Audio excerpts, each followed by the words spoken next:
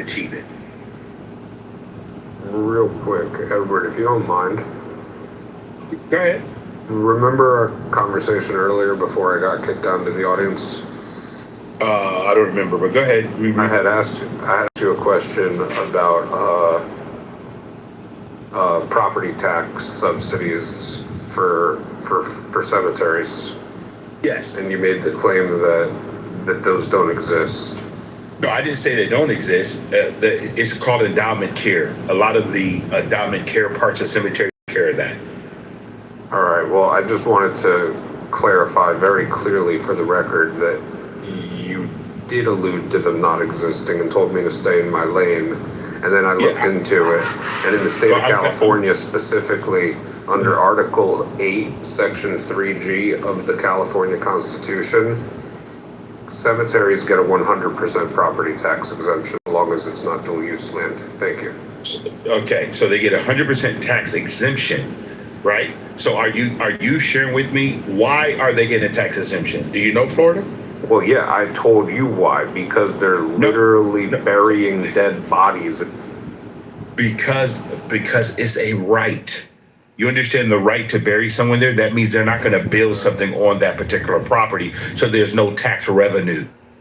Do you understand the difference? I understand why, but you're the one that said that they didn't. Okay, all right. Hold on, I need clarification on this. Do they not have to pay property tax? Is that what this ultimately comes down to? Yes. So Florida, essentially what you're saying is a place that builds a cemetery should then have to pay to be some people over the hundreds of years it will be in existence that has to pay the property tax to the county. You don't think that should be waived, Florida? That wasn't, whether or not I agree with it wasn't what was in question. Actually, what was in question is whether or not Edward agreed with it. Because Edward was the one. Is that really a subsidy when they're waiving the tax? Yeah, I would call that a 100% subsidy. No, subsidization is when money is injected into an industry, into a business. Subsidization is when the government picks up part of the tax. This is not, in that instance, when property tax is being waived for a cemetery, is the government injecting money into the economy. It's not a subsidy. You can make it, it's a tax break for the dead. Come on, Florida man. Yeah, we could quibble over that, but that's not what the point of this room is. But no, the whole point was we were talking subsidization. I was there. We were talking subsidies, and that is clearly not a subsidy. Okay. But what's more important than quibbling over whether it is or isn't a subsidy? It's not a subsidy. When I told Edward that there was a tax break for cemeteries. We were talking about subsidies. You can't change it. We were talking subsidization. Edward denied the tax breaks. Okay, again, Florida, I don't know why you keep missing it. We were not talking about taxes. We were talking about when the government gets involved in a business, subsidize that business. That means they're injecting revenue into a business. That's a complete subsidy. But again, if I'm waived taxes for the particular business, that is not a subsidy. I don't know why you believe that just because you went and looked it up, that you understand. And I want to make sure you and I understand. For me, a subsidy is financial assistance from an entity other than the business making revenue from their customers. Does that make sense, Florida? Yes. That's why I said what I said, Florida. I understand.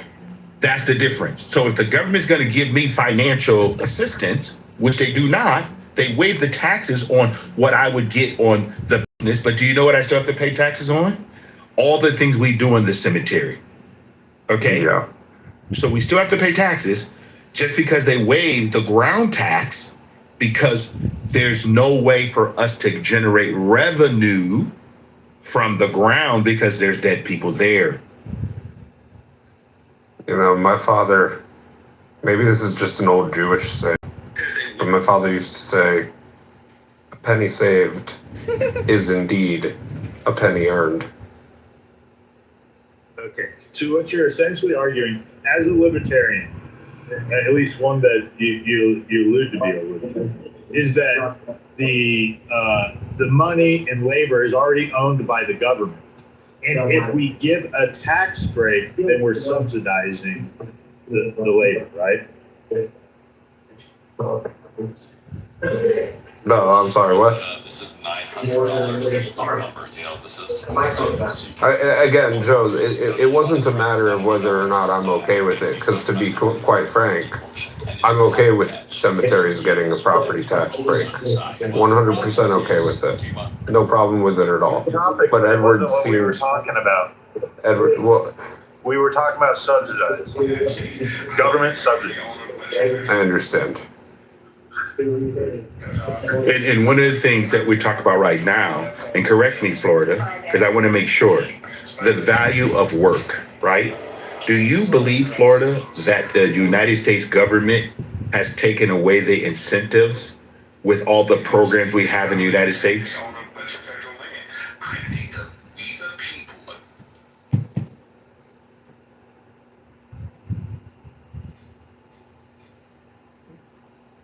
Reframe that for me.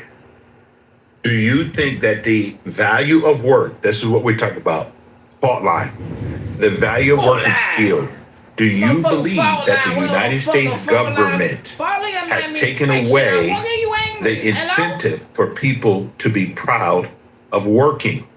No, I don't think they have. Okay, all right. Hello? Why do you think they have?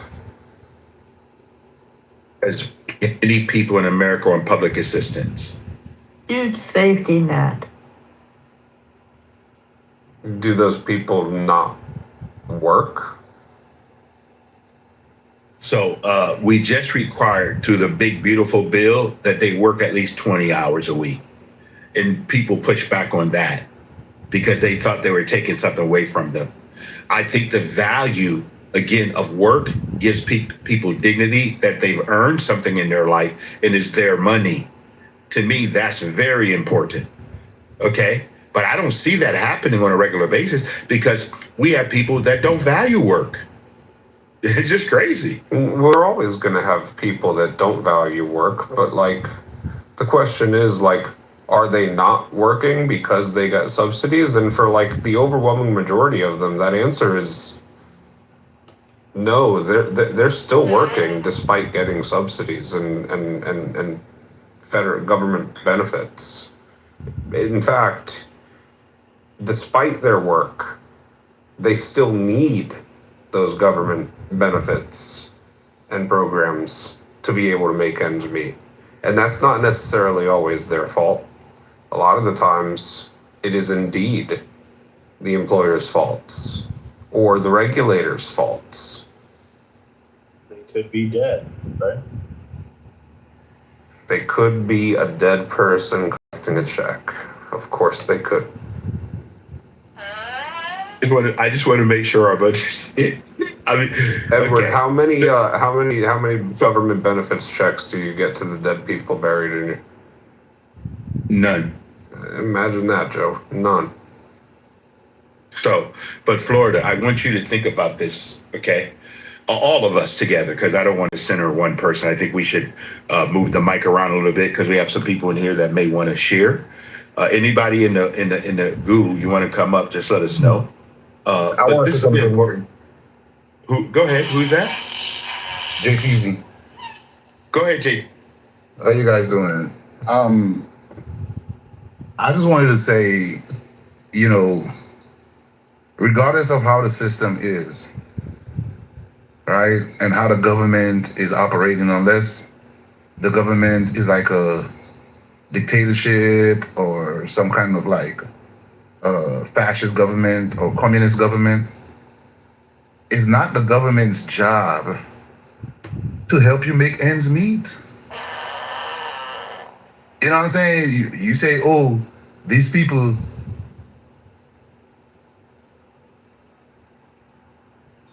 Is someone playing it?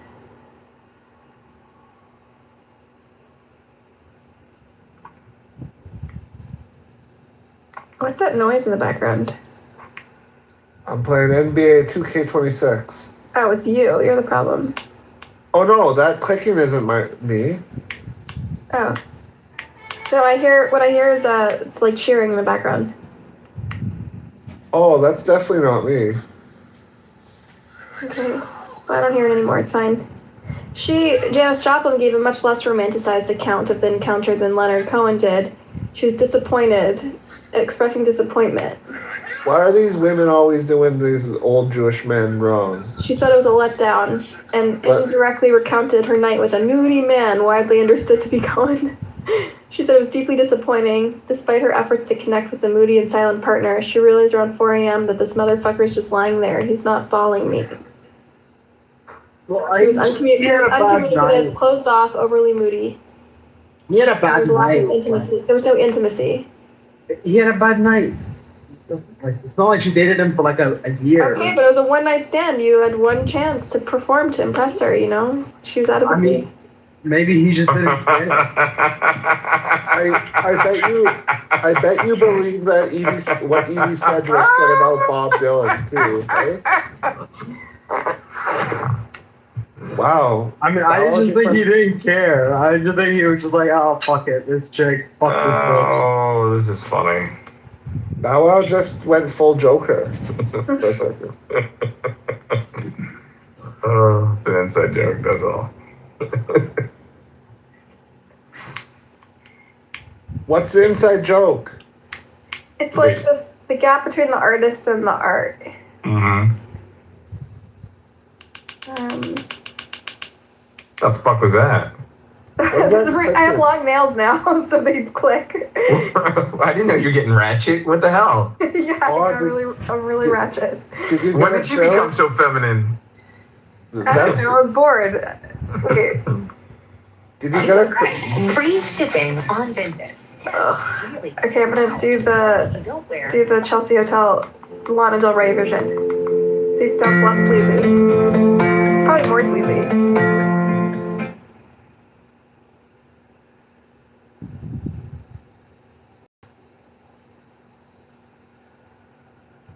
Something like 51 point some odd percent tails, typically 48 point some odd percent heads, right? And the reason is for one or the other, but it's neither here nor there. Like, there's always reasons that are going to be slipping through the cracks of the quote unquote equal opportunities that we think exist in theory. Somebody's parents might die and they need to support their younger siblings by themselves. Now, if a 16-year-old's parents both die and they have a 12-year-old brother to take care of, and they drop out of school to go get a job at Walmart stocking shelves or at a local deli making sandwiches or something to that effect, that 16-year-old and that 12-year-old are living on their own. The government has made them their own independent people. The 16-year-old is the primary care holder and custody provider for the 12-year-old, right? Like, you're not okay with giving that 16-year-old extra food stamp money, some sort of a basic healthcare package. Because the problem, if you don't provide those sorts of things to them, that 16-year-old goes and sells drugs on the street and gets recruited by a gang. The 12-year-old is more likely to get involved in the violence and sexual crimes. And then your children could potentially be a victim of their crimes because of their shitty situation. You'd probably be safer knowing that they're getting some extra food stamp money so they don't have to worry about making ends meet and robbing you or your kids for their lunch money. All right, let me respond to that real quick, right? So first of all, it is your responsibility as let's say your last name is Florida, right? It's your family's responsibility to take care of children, aunts, uncles, grandpa. You're supposed to make those relationships. It's not the government's fault that your family's fucked up. When parents die, other family members, like their brothers and sisters, or their grandpa, or their grandma, or their aunt, or even the church, if you're supposed to, it's probably best if you get involved with the church. They're supposed to step up and take care of those children, not the government. The government, I would agree that the government can provide a subsidy or a check or something like that for extreme circumstances. But if I was in charge of the government, I would let you suffer, and you would be an example for other families on what family means, right? You can when you can narrow in on the background, like for example, their culture, what the level of education of their parents, the income of their parents, all of this shit, their race, everything. Okay, you literally see that you have disparate outcomes amongst different groups of people, and a lot of people say like, "Oh my God, that's racist." What but the fuck does that mean, Charlie Murphy? What the fuck? I'm asking you a simple question. I'm asking you the following. Saying, look, it seems like you think it's a combination of both factors. I answered your fucking question. You just didn't like the answer I gave you. No. Look, that's why you're re-asked. I gave you the answer. I'll repeat the answer that you gave, and I'll show you why it's not sufficient, right? I'm asking you for a separation of the factors. You're just saying, like, look, if you look at all the results, and you look at their culture, well, they have different results, so I think it's a combination of both. Here's like a better answer to whatever you're saying. Okay, I think that that's why I gave the example of the Southeast Asian Asians. The reason I gave that example is because that's a group of people that largely came here as peasants.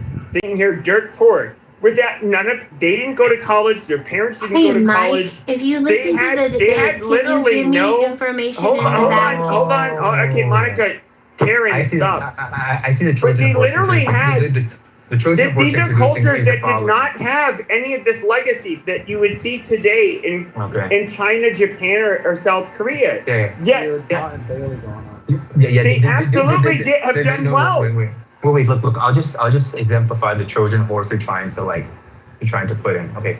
So it's like you have like a very simple problem in this debate, right? You have a very weak position, and you really want to say like on a genetic level, blank is inferior, but you just don't have like any facts to be able to do that. Okay, but you don't have any facts that's stupid because you don't have any facts. All right, moderators, I don't want to center myself, but of all the rooms that I could center myself in, it seems to me that this would be the one. Wait, let me do you guys mind inking that we can have just a moment to talk about the spontaneous debate that happened? Okay, let me finish this. Okay, so here's like what you're trying to do. Right? You need some way to be able to say, I'm accounting for culture. It's like an algebraic equation, and on both lines, I've canceled out culture. Now, if you just come out and say that, obviously, will be like major contention with what you want to say, right? But what you're trying to say, it's like, look, these people came as refugees, therefore they're work to support you entirely. In fact, even if I gave you the benefit of the doubt and said that the government was their parent, and that is my argument, again, a parent's job is not necessarily to spoon feed and cradle and fucking take care of every single little thing and do your homework for you. They protect and provide. Protect and provide. That is almost literally the purpose of government, to protect the things that we believe that we have the opportunities to pursue if we want, and to make sure that those opportunities can be provided when we want them. Good point. That was a parent definition too. No, that's a parent. That's not the government. That's a good point, but that's also the government's responsibility. No, it's not, Florida. I'm sorry. I don't know where you get your philosophy from, but that has nothing to do with government. Okay? And what I'd like for you to do, Florida, 1 second. I just want you to do me a major favor. Because you like the research stuff, you want to prove people wrong, I want you to go and look up what is the actual role of government in the United States. The role of government in the United States. Okay? And then come back and explain to us what they should and should not be doing. So okay, let's just take the two things that I'm claiming in this scenario are the role of government. So let's just start there and find out where we. I don't. Edward. I know you keep calling my name, Florida, but I want you to call me a major. You know why? Because I think sometimes you actually believe your own information without looking it up. I'm trying to see where we disagree, right? Parent. You're just you do this thing all the time. I do. You're right. You know why? It doesn't get anywhere. Oh, I know. Because you know why? You believe you're getting somewhere by telling everybody what you believe. No, Edward, I'm trying to see where we disagree so that we can try to make sure that we get on the same page. And then we can have a conversation about what we actually disagree about. The role of government. Right. So what did I say the tools of government were? You told me parent. No, I didn't tell you that the government's role was to be a parent. I made it synonymous to that of a parent. What did I say those two responsibilities were? Okay, let me clarify. Let me repeat. To protect the things that we believe that we have the opportunities to pursue when we want to pursue them, to protect our safety and our and our rights, right? The ones that are granted to us in our ever beloved Constitution, the one that you reference so frequently, to protect that and also provide by making sure that the opportunities and those rights are afforded to us in a way that they're not what the Constitution exists upon. The Constitution consists of negative rights, not positive rights. Peppy, let him finish, Peppy. Come on. Edward, do you disagree with either of those two things? And if so, why? Well, the first thing I will disagree with is the government does not provide opportunity for me. The government's supposed to, number one, ensure that the rights that are given to me by my creator are not violated.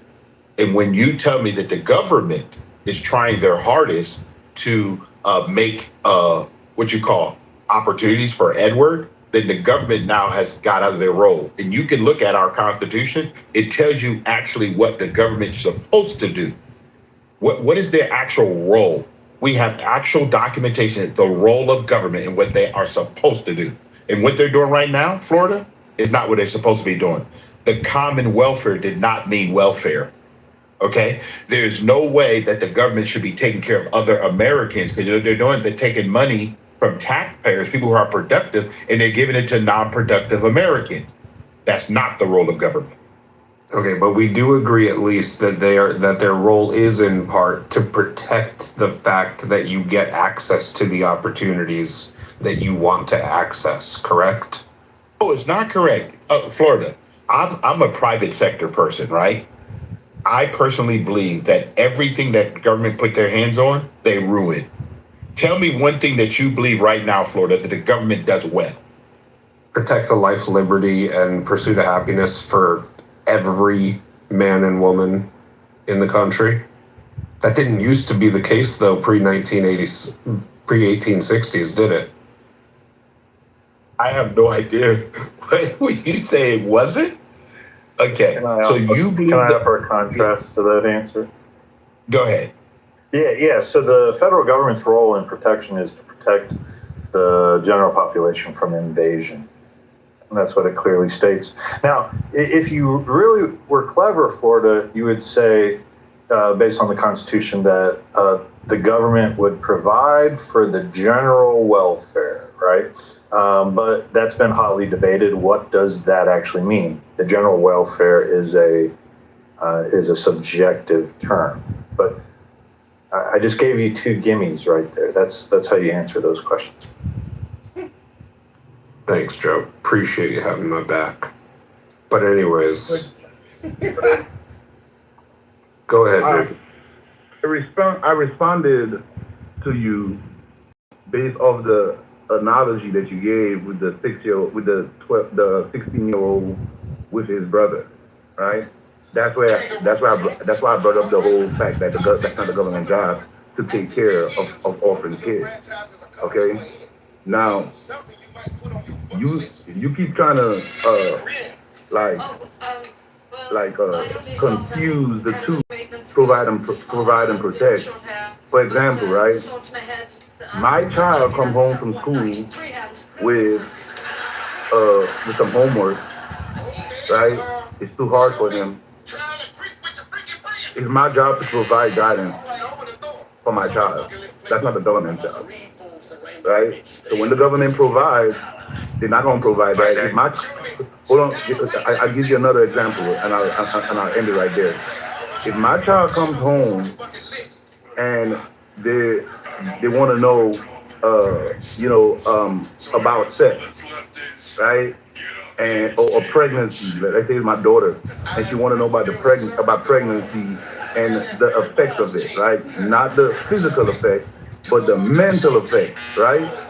Something to do with emotion and their mind. That's not the government job to provide that kind of protection for my child. That's my family's job. That's my job. You see, what you're doing is you're inviting the government into your parenting by saying that the government is supposed to provide for your child. You're supposed to provide for your child, right? If you're in an area where there are certain types of jobs, it's your job, it's your responsibility to gain the skills to get that job. The government they're not supposed to give you a job or give you any money, right? No, not right. To be equal, there would have to be universal basic income. But I thought I was gonna land right there, so I'm gonna land right there. Go ahead. So when it comes to quote unquote sexual education, STD testing, preventing pregnancies, things of that nature, yeah, it's always incredible when we have good meaning, well-intentioned, and capable people within the communities to be able to provide and help out when necessary through the private sector. That's always preferable. I agree with all of you on that. It used to be the case back in the 60s that the religious organizations, such as the ever so beloved churches that you guys all don't go to on Sundays, that those would account for like upwards of 40 or 50% of the quote unquote charitable givings in this country. Today in 2026, the role of the church in charitable giving and community contribution has been diminished down to somewhere between 20 and 25% of the community's external sort of sourcing and resources of availability. Source, please, sir. Regardless. So, with that being said, I want to respond to that. Real quick, just to land my plane. Just land it. When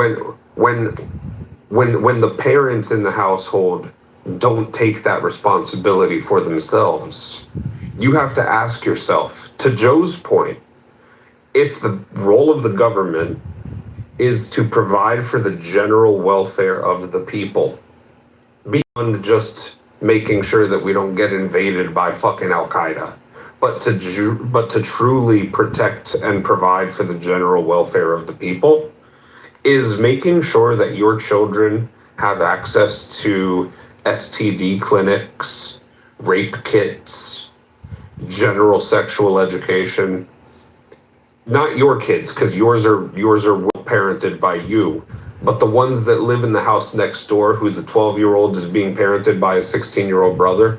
Isn't it beneficial for the general welfare of society that they also have access to those when they don't have anybody else to lean on? Because again, the church is much less likely to be contributing to that type of shit today than it was 60. So Florida, when the federal government begins subsidizing different aspects of charity, they are taking up space where the churches used to fill in. Would you agree that government over the last 60 years has taken on more of a role of providing for charity?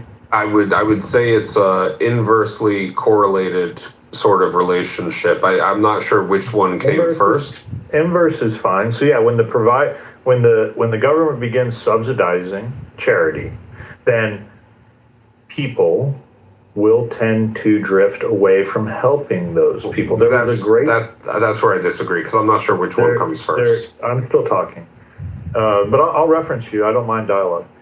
There was a great story of a president in 1921 fucking green bean that fascist a hurricane had crazy hit people. Texas, and people were, advocating for, we got to send money to help these hurricane victims. The amount of money that was being proposed at the time was a small figure.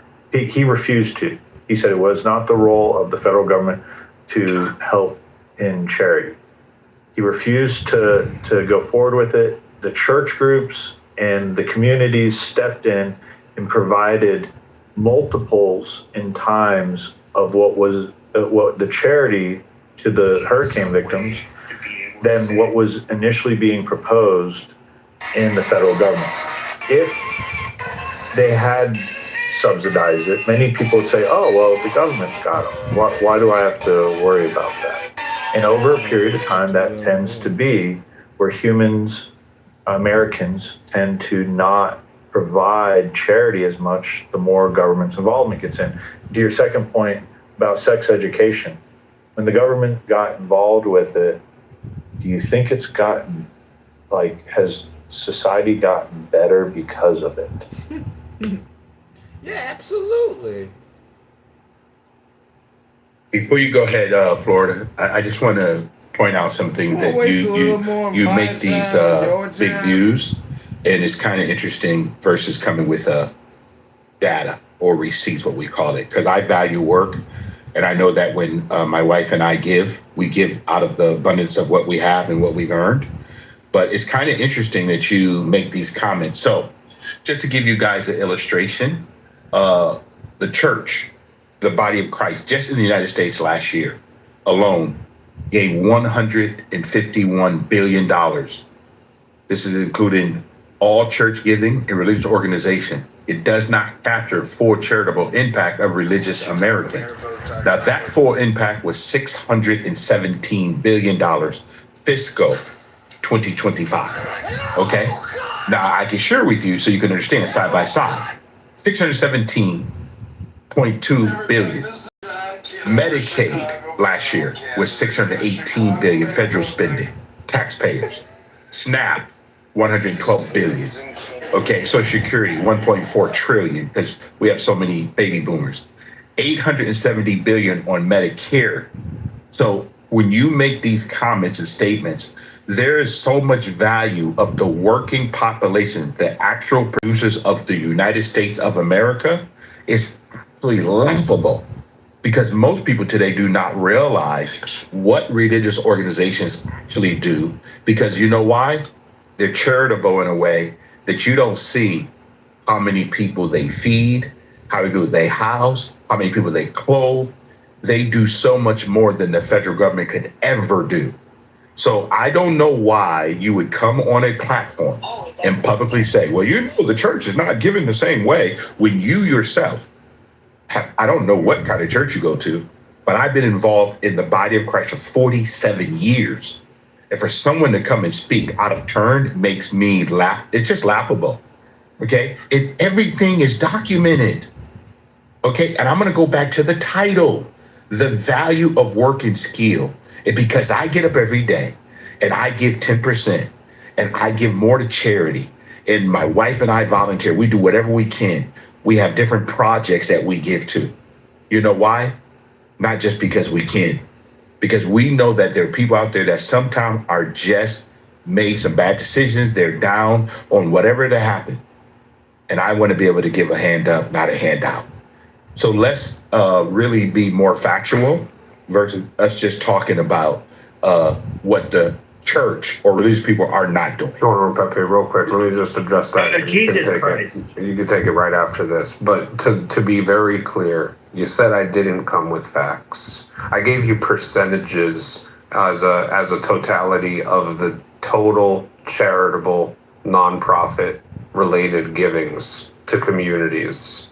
Churches used to account for somewhere between 40 and 50% of that, if not more. Now, that's not to say that they're not giving 150 or 600 billion or whatever your reference number was there for that. It's to say that that 40% to 50% today is diminished to only 20 to 25% of the total share of the pie, regardless of how many total net dollars it is. Florida government has grown dependency, though. The dependency on government was different 60, 70 years ago. So what you're comparing are not the same figures. You're correct. And so everybody likes to talk about the immigrants that came from Europe. You're not real Americans, whatever. By the way, I literally, I'm going to be very open about it on the stage. There's people in here that know it. I'm not half Corsican. I'm half French, Canadian, half, one side of my family was English. I don't need it, or a quarter, I should say. And then it was like it's some Eastern European bullshit. But Anybody cares what the fuck your ethnicity is, retard. So I'm basically like creating a documentary now. I mean, I love that they remove people.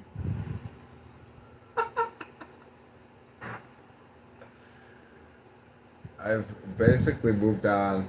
And it's like a dictatorship. Let's get to the music.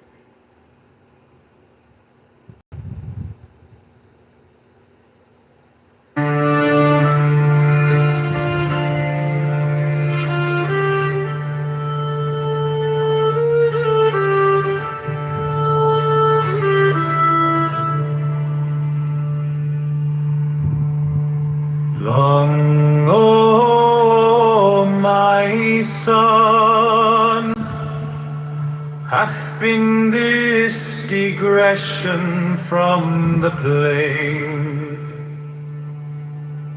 path of my word concerning children. But it was most needful that thou shouldst understand the limits of true liberty. For that is not the will of any man, which ultimateth in his own ruin, and that of all his fellows, and that is not liberty, whose exercise bringeth it to bondage.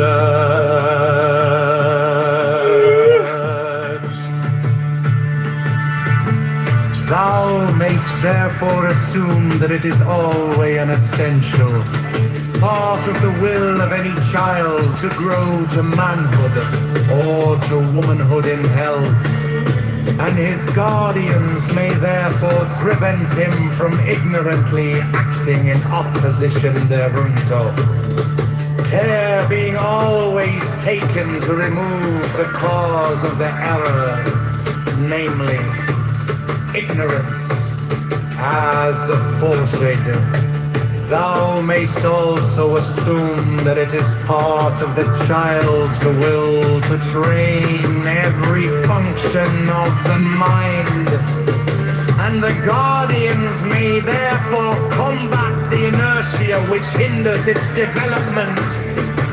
Yet here is much caution necessary, and it is better to work by exciting and satisfying any natural curiosity than by forcing application to set tasks, however obvious this necessity may appear.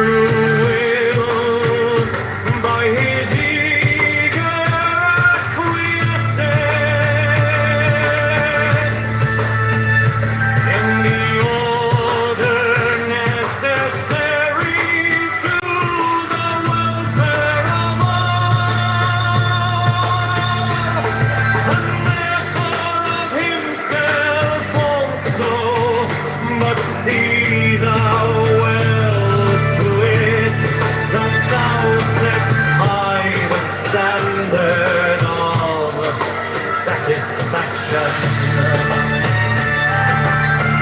And that to everyone be a surplus of present and of energy, so that his will of self-preservation be fulfilled by man, that for himself is concerned in the state. He may devote the remainder of his powers to the satisfaction of the other parts of his will. And because the people are ofttimes unlearned, not understanding pleasure, let them be instructed in the art of life, to prepare food palatable and wholesome, each to his own taste, to make clothes according to fancy, with variety of individuality, and to practice the supervision, right? They need somebody to always tell them what to do, right? If you tell them A and C, they're not gonna figure out B on their own, right? And so there's this idea that everybody's a genius and everybody deserves this and everybody. No, they don't. No, they don't. There's generational curses that are following some people, right? Their great-grandfather was a drug dealer, and because of that, he went to jail. And now the family's suffering because his income is not there, so they didn't get proper nutrition. So while you're in school learning well because your mommy and daddy's providing you with proper food, he's generational curse. He's in there hungry. That's not your fault. That's not your cross or your burden to carry, right? If his last name is James, that's the James's burden to carry, man. You got your kids to worry about. You got your family to worry about. And if you give them the proper, I'm gonna land right here. If you give them the proper upbringing, I ain't saying that it's gonna work 100%, but on a balance of probabilities, your child is gonna be okay. I'll land right there. I noticed what the difference is. Hold on, Photo. 1 second. Let me just run it so you guys, because I want to move, because I want everybody to go through and make sure that everybody gets a chance. But JP, one thing I want to say, thank you for your service. I've been in 54 countries. I'm grateful that we have an all-volunteer military, and thank you for your 20 years. I do not take that lightly. I promise you, my dad was in the Air Force, and I'm very grateful for those who decided. Now, my dad was drafted back in the day, but I'm very fortunate. Okay, Mr. Florida, please keep it brief so we can get other people. JP, are you a religious man?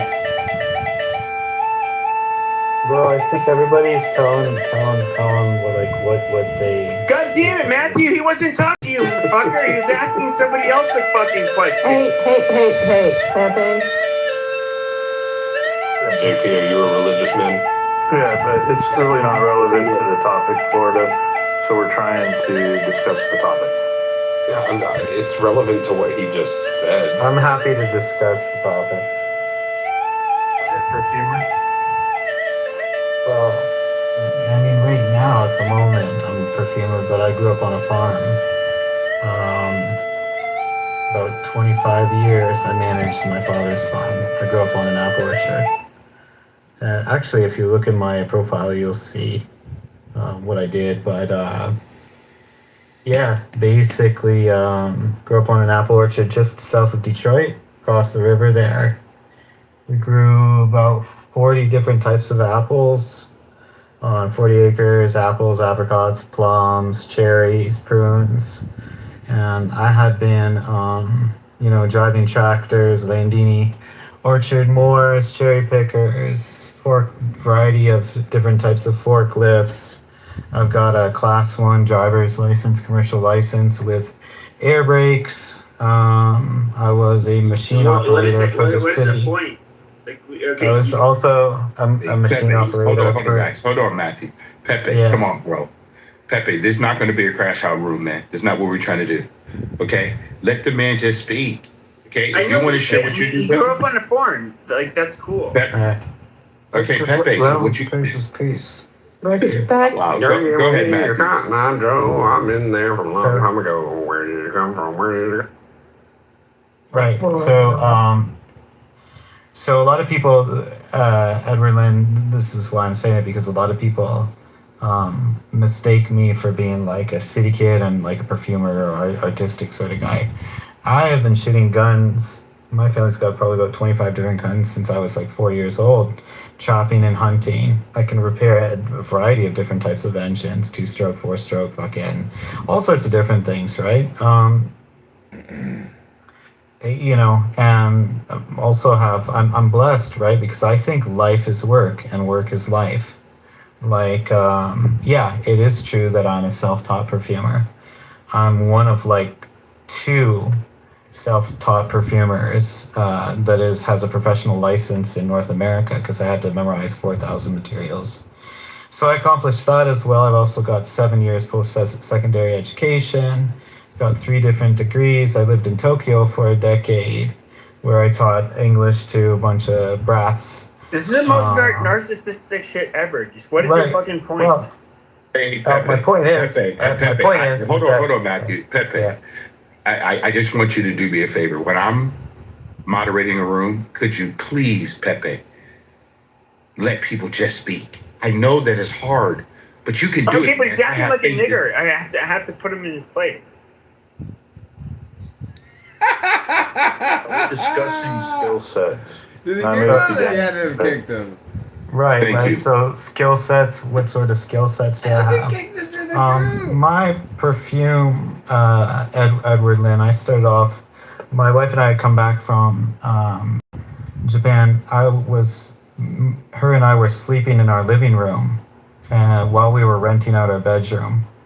I was buying $1 and I was washing buses at night from 8 o'clock at night to 6 o'clock in the morning during COVID.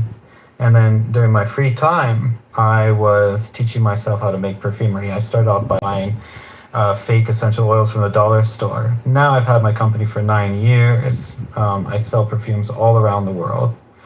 I have quite a few number of skill sets. I think that this is the first time I ever sort of flexed on Clubhouse, but I have a very wide variety of skill sets and life experiences, lived in different countries. I've been to dozens of countries myself. Anyways, life is a giant adventure. There is no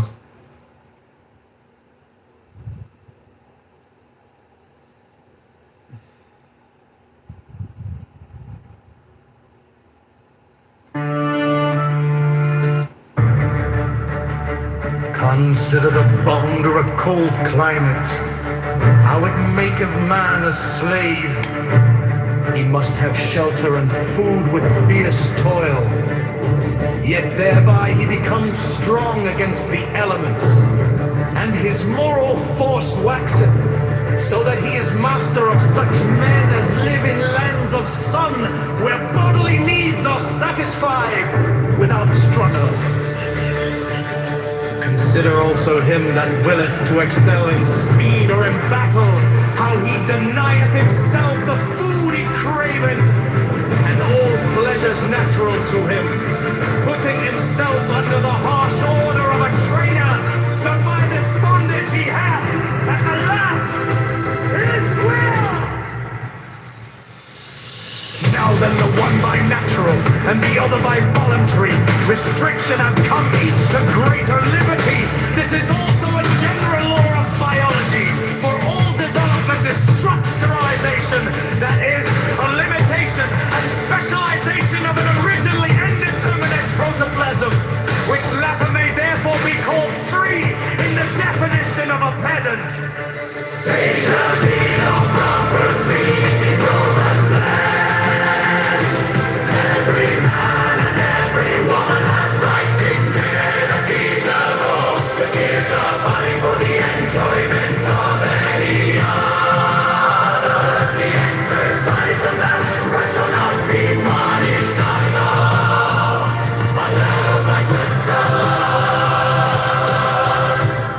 shall be no penalty, either by loss or curtailment of liberty, of rights, of wealth, or of social esteem.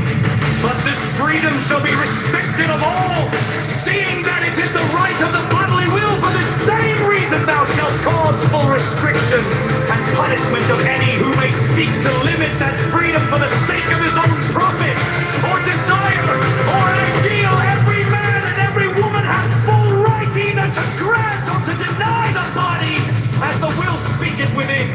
This being made custom, the evils of love, which are many, extending to the restorements not only of body, but of mind, and that an obscure cause shall little by little disappear from the face of his unspeakable glory! This is free currency in human bones. Let him think as he will concerning none of us, but let none seek to impose that thought upon another by any threat of penalty in this world or any other world. Look now, though I enkindle thee to effort in thy way, yet it is the way of thy will, and I say not even that thou dost well to haste therein, for the whole matter rieth in thy will, and to force thyself against thy nature would be an obstacle to thy passage.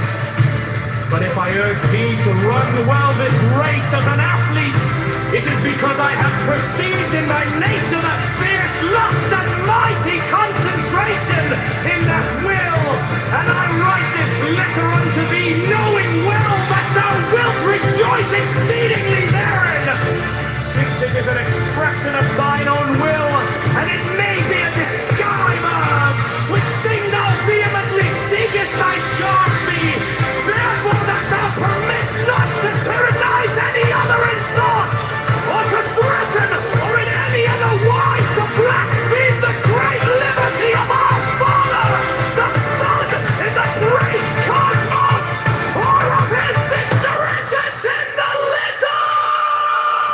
Except free property, freedom of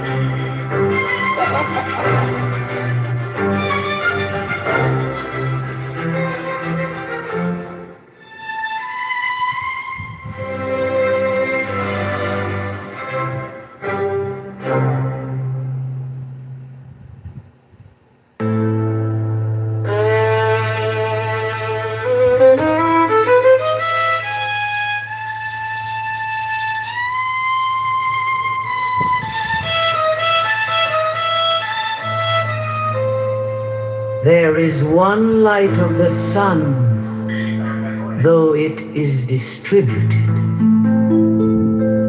Over walls, mountains, and other things infinite there. There is one common substance, though it is distributed. Among countless bodies which have their several qualities. There is one soul, though it is distributed among infinite natures and circumspections.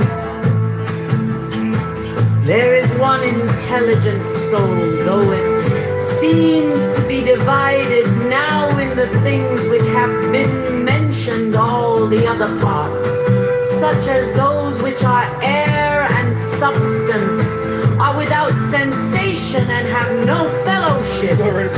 And yet even these parts the intelligent principle holds together and the gravitating towards the same. But intellect in a peculiar manner tends to that which is of the same kin and combines with it, and the feeling for communion is not interrupted. Man, thou hast been a citizen in this great state. What difference does it make to thee whether for 5 years, for that which is conformable to the laws is just for all? Where is the hardship then?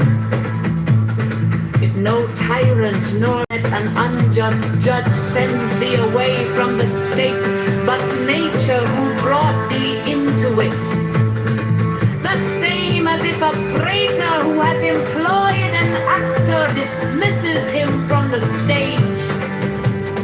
But I have not finished the 5 acts, but only 3 of them. Thou sayest well, but in life the 3 acts are the whole drama. For what shall be a complete drama is determined by him who was once the cause of its composition and now of its dissolution. But thou art the cause of neither depart than satisfied. For he also who releases thee is satisfied. When thou hast seen Cytiranda Socratic, think of either Eutyches or Clemen. And when thou hast seen Euphrates, think of Eutychian or Sylvanus. And when thou hast seen Alcaifron, think of Tropeioporus. And when thou hast seen Xenophon, think of Crito or Severus. And when thou hast looked on thyself, think of any other Caesar. And in the case of everyone, do in like manner. Then let this thought be in thy mind. Where then are those men? Nowhere. For nobody knows where, for thus continuously thou wilt look at human things as smoke or nothing at all. Especially if thou reflectest at the same time that what has once changed will never exist again in infinite duration. But thou, in what a brief space of time is thy existence? And why art thou not content to pass through this short time in an orderly way? What matter and opportunity for thy activity art thou avoiding? For what else are all these things except exercises for the reason when it has viewed carefully and by examination into their nature the things which happen in life? Persevere until thou shalt have made these things thy own, as the stomach which is strengthened makes all things its own, as the blazing fire makes flame, and the brightness of the haven that is thrown into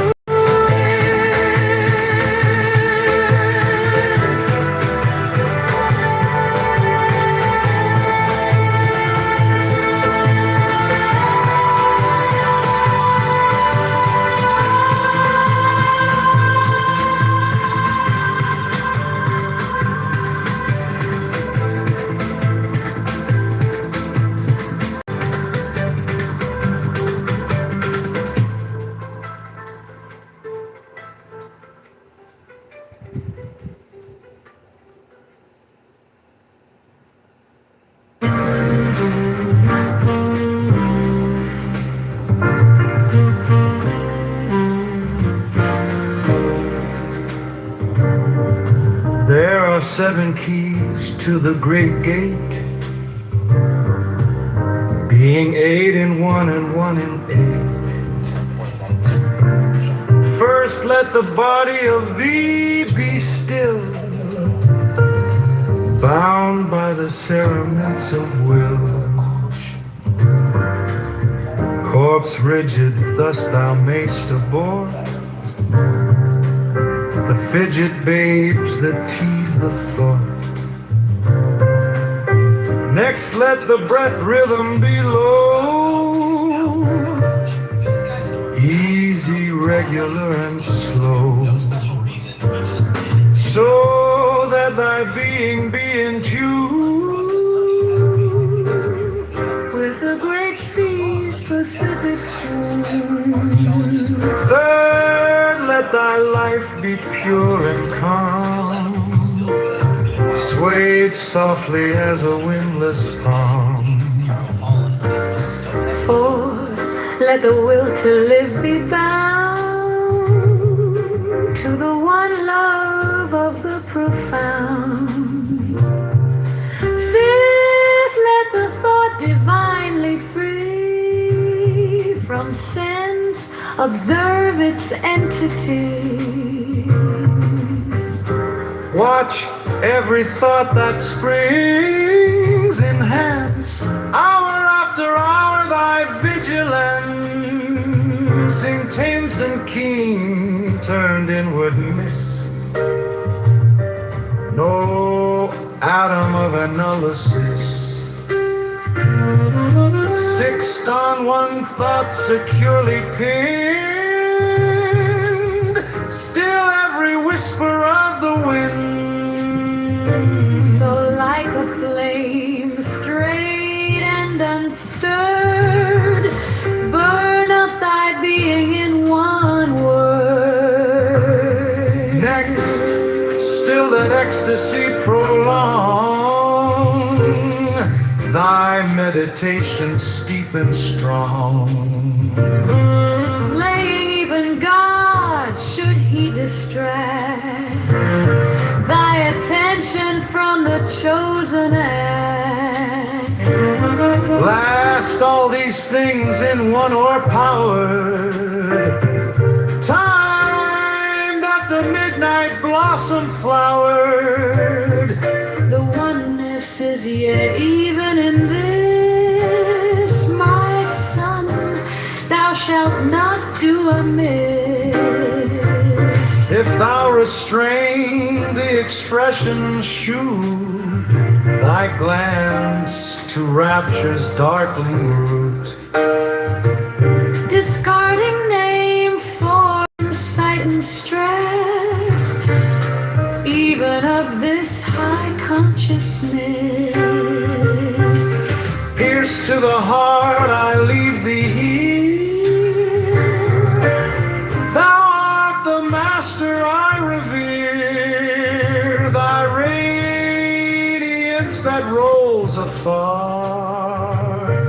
O brother of the silver star.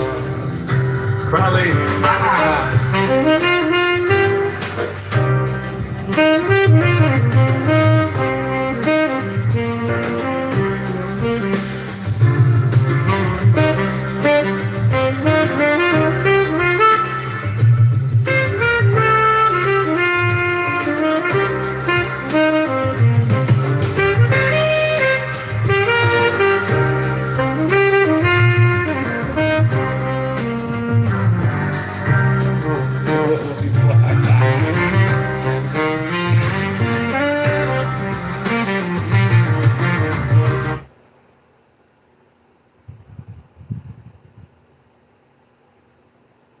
It was worth the time and effort.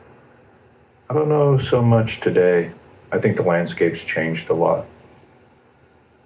And I landed there unless you're curious of why I think the landscape changed. Y'all talking about what y'all still on Clubhouse for? Yeah, that's just what I was posing to the room as a question. Like, Man, I'm on here, to be honest with you, man, because I like to talk to people.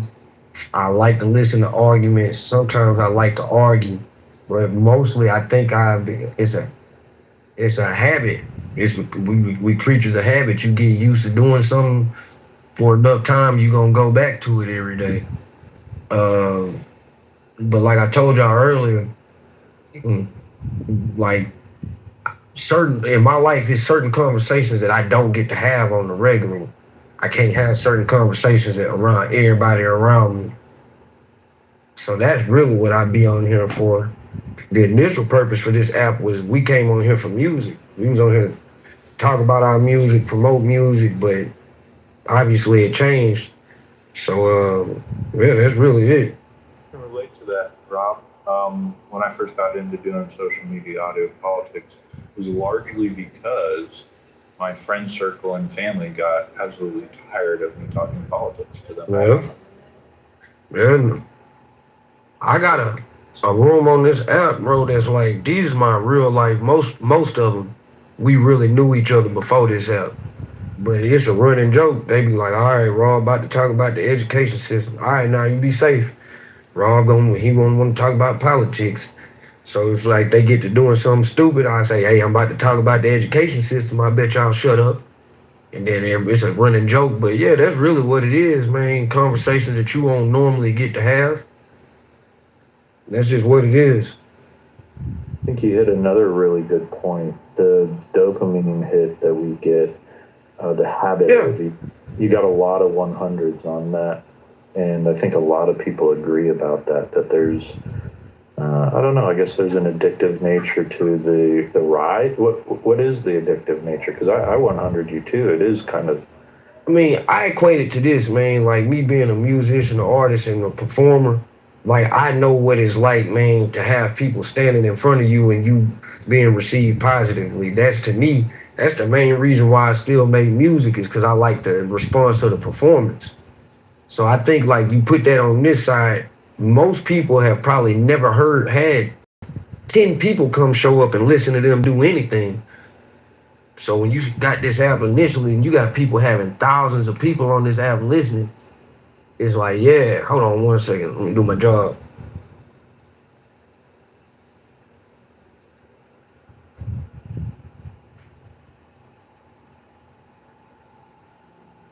Do you know what draws you to this app?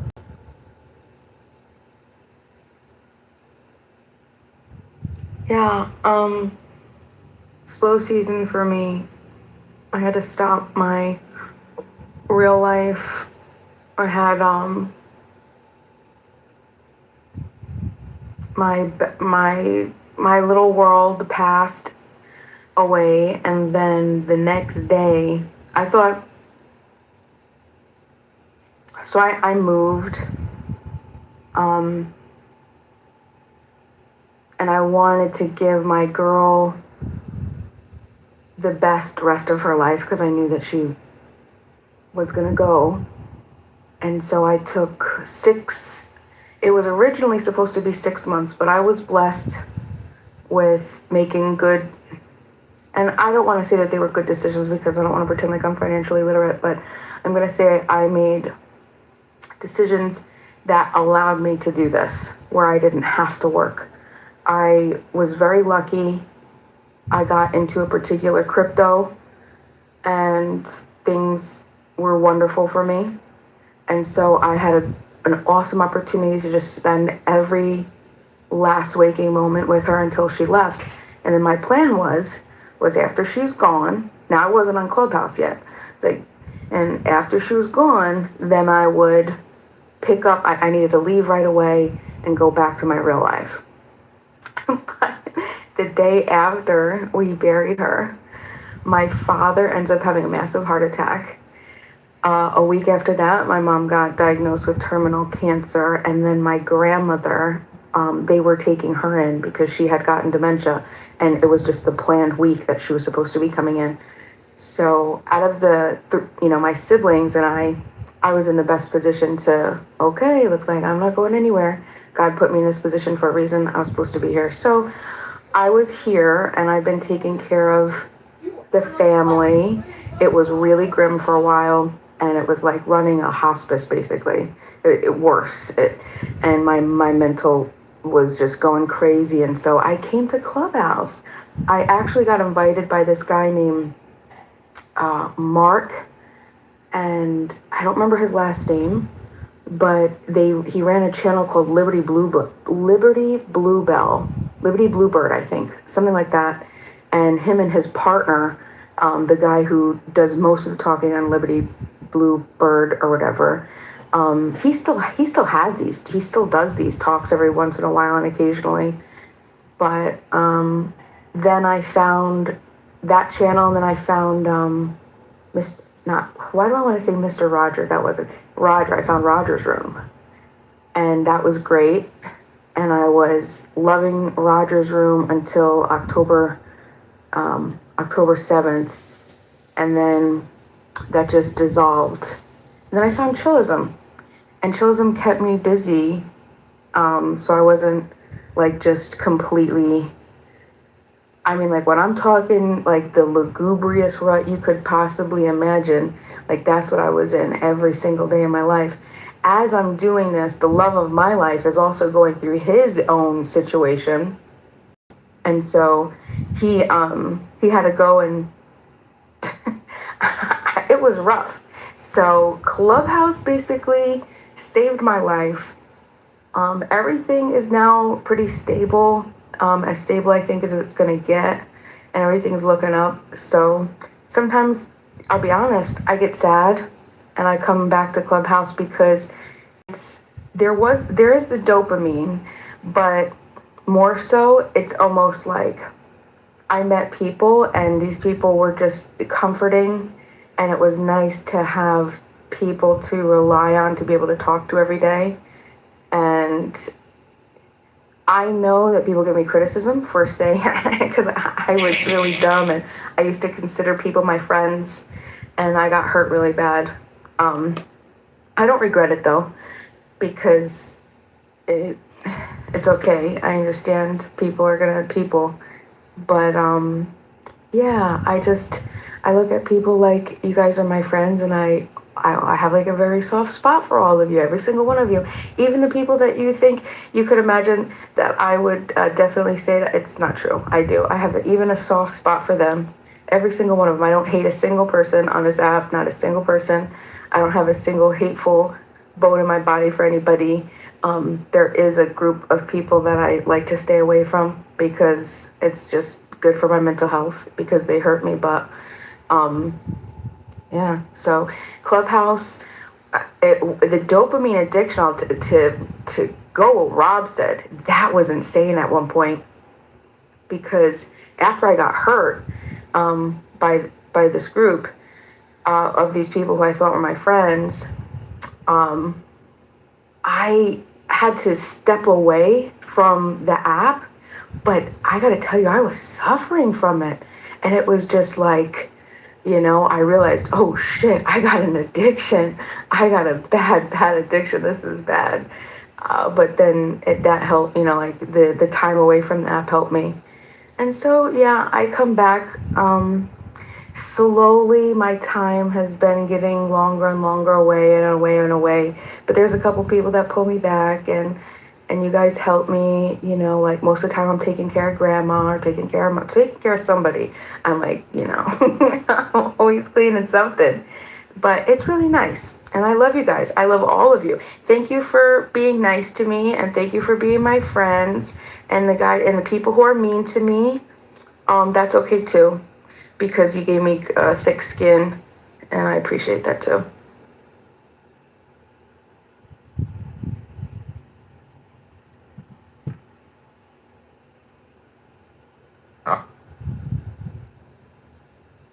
Found he had repeatedly lied about his charitable fundraising and his publisher's self-editing his online biography to remove false claims and tone down claims about his fundraising. Let me see what else I can find. Well, the important part is his real issue. And like with Rayaba and makeup, because that makeup. There's some pushback. He did get caught on a hot mic saying he could grab women by the pussy. And you also understand that he lost a civil suit of this woman. Let me finish. He had to pay her multi-millions of dollars because he sexually assaulted her in a dressing room. So the fact that you are sitting here saying this is good for his image and good for his clicks on Instagram, you're delusional. Yeah, but that's not what I'm saying. Listen, when people date, what do they do? Bro. I'm asking you a question. When people date, what do they do? But I'm trying to respond to her to show her how there's a incompatibility in what we're talking about, right? So you're saying you're responding to my question. I'm responding to yours as well. You mentioned you responded to mine, so I'm responding back. Well, I'm trying to respond to her because she's obviously not talking about what you and I are talking about. We're talking about business in the general context, right? She applied two different. Harassment and being a pedophile has nothing to do with business. What are you doing? I'm telling you that the two instances that you gave me, even though we could have that conversation, you don't start a sentence with "I'm telling you." You can't rationalize with a woman, bro. This is horrible stuff. You know why? Because I am a woman that was very insulted by everything that he said. I just so said until you live in the skin of a woman, goodness. you don't get to understand how offensive he is. I'm saying that you and I are not talking about the same thing. Okay, I'll go on mute. Maybe you're the same kind. I'm saying that you and I are not talking about the same thing. I'm only pointing out a mismatch in commitments in what the conversation or the dialogue is composed of, okay? We're not talking about the same thing. If we wanted to talk about the same thing, that's fine. We can have that conversation. But I'm just identifying that what you brought up, your two instances, grab them by the P word and the other instance, is irrelevant to the general conversation about business and branding and how influencers say controversial things that aren't actually real for impressions and for clicks. And 90% of, not 100% of influencers don't run for the presidency of the United States. So you are such an idiot. What are you doing, bro? This is crazy. I just parsed out what she was talking about and the general conversation about business and branding. Hold on. But if it's good for branding and things like that, why is he not doing other things that other entertainers and I don't know, like going out skydiving or doing some crazy shit, like I don't know, partying? Brother, because he's 80 years old. And you don't think those people drink and shit, bro? Like, come on, what are you talking about? No, brother. According to him, he hasn't had one drop of alcohol. You don't think he has a social life? Like, we've seen his like social life, like him on yachts and him like sunbathing and him doing things like with little girls, bro. Honestly, what I'm saying is like it's an excuse for entertainment. It's good for business. Guys, listen to what you're saying. You're saying that when he was a private citizen, we were able to watch him on The Apprentice. We were able to watch him on like. Why is he not doing one of these same things?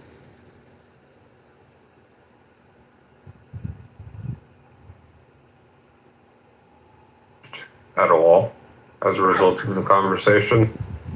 Over 12 years. of doing social media audio? No, actually, I think more people have come my way in that period of time. And no, I can tell you, I can almost identify the things that I've been really wrong on politically over the years. Can I name one? There was a debate that you did with Congress on individualism and collectivism. Remember? Yeah, I remember. And you went into it with your mind on one thing, but then after talking with him for a couple of hours, he changed your mind. I thought. No, he didn't change my mind. We didn't have any disagreement because of his definition of individualism versus collectivism. His terminology of collectivism.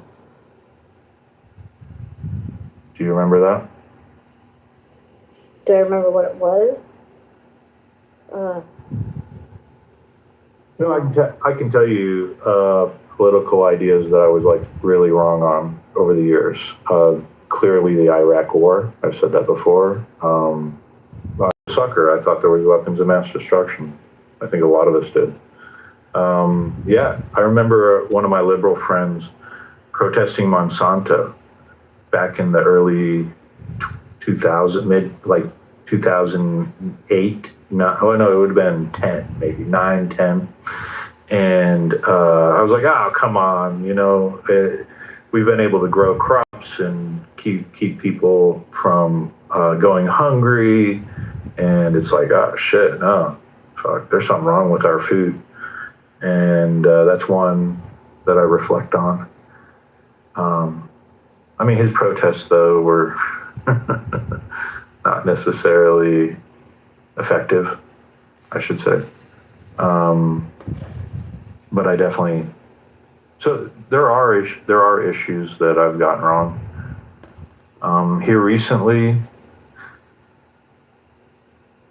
I guess the biggest one would be aspects of what Trump sold during his campaign and the effectiveness of his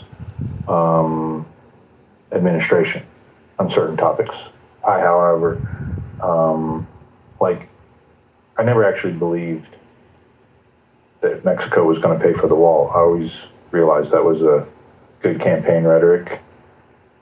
But some people buy into that stuff. And some people look at it like they hold Trump to that, like, oh, he promised it. He promised it. It's like, I do realistically look at the president as something that to win, you almost have to oversell because you still have to work with the legislature.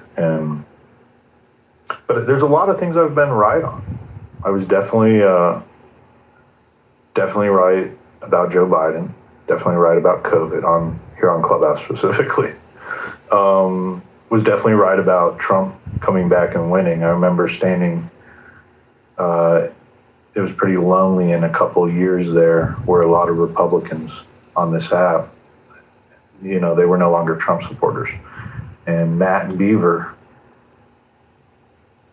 I don't know if Beaver's even here, but Matt and Beaver, they were true believers. They never gave up on it. True believers. So yeah, there's some things that I've been right and wrong on for sure. Florida, for human. Yeah, for sure. I agree with feeling like I was oversold on the Trump campaign. And, well, you've seen my political ideology, or at least my dispositions, at least, changed quite drastically since. Did you vote for him? Yeah. There was 3 things. Number 1, the immigration. The border crisis seemed to be getting worse every year, the Biden campaign. Number 2, the LGBT rhetoric seemed to be getting pretty fucking extreme and pretty wild and wacky on the leftist side. And number 3, I kind of started to become an accelerationist as a result of being on this app and talking to motherfuckers like you guys. The Pepes, the Jacques, the fucking doctor responsibles of the app, the Groyper party on the app. The idea that, fuck it, this whole thing is going to shit. None of it's going as I would prefer. Let's just pick the worst possible guy for the job, possibly. Or the most extreme guy for the job at the very least. And see if some sort of extreme policies sparks some sort of extreme outburst and rat anger amongst the population to try to get everybody back on some sort of mutually agreed upon understanding that the government's not out to help us at all, and we need to reconsider everything about our modern political system. Unfortunately, that accelerationism has not yielded the fruits that I was hoping it would. Things only seem to be getting more. What brought on the black pill? Is that the accelerationism you're doing? Yeah, that's kind of what I'm talking about. It's like a black pill. It's definitely something I've noticed now post-Trump presidency with you more so than prior. Was Trump an effect of that, or was Clubhouse? No. I think over the course of my life, and then seeing the Trump one term, and then seeing the Biden term, not only the government itself, not only the politicians themselves, but seeing people, actual people, both online and in real life, becoming more politically driven, becoming more extreme, more unfriendly towards the other party, more radical in their beliefs. It's all been so sensationalized, and it's been growing up to the point that it's at now. It's who are you? That I was just who are you? If it was up to me, I would have had Ron Paul elected in 2004, so or 2008, or 2012. If it was up to me, I would have had fucking Thomas Massey or Justin Amash elected in 2020 or 2024. But apparently my style of politics don't lend well to the general populace, or at least the donor class who's able to convince the populace that those types of politicians aren't worth the weight that their fucking names are signed on, of the paper that their names are signed on. And so I just said, fuck it. People are crazy. Things are getting worse, but maybe they just need things to hit absolute rock bottom in order for everybody to try to take a step back, reset, grab hands, and say, we need to transform the system. And Joe, I thought maybe Trump is the guy. If he's not the worst for the job, he was definitely the most extreme and the most polarizing for the job. So I said, fuck it. Let's give this guy a shot. Let's see if maybe, number one, I think he will fix the border crisis, because he did it during his first term with the Remain in Mexico policy, and that was great. I don't have an issue with that. Number two, the LGBT shit. I don't want national or federal legislation across the board regulating those types of policies, not even in the sports. But it was certain to me that it was about to get to the point where there would have been federal protections included in Title IX, specifically for transgenders in women's sports, if we had let another term of the Democrats go by so easily, because they were damn close. Yeah, I just figured, fuck it, let's just throw the hands against the wall, let's see where the shit goes, and the accelerationism side of it, bro.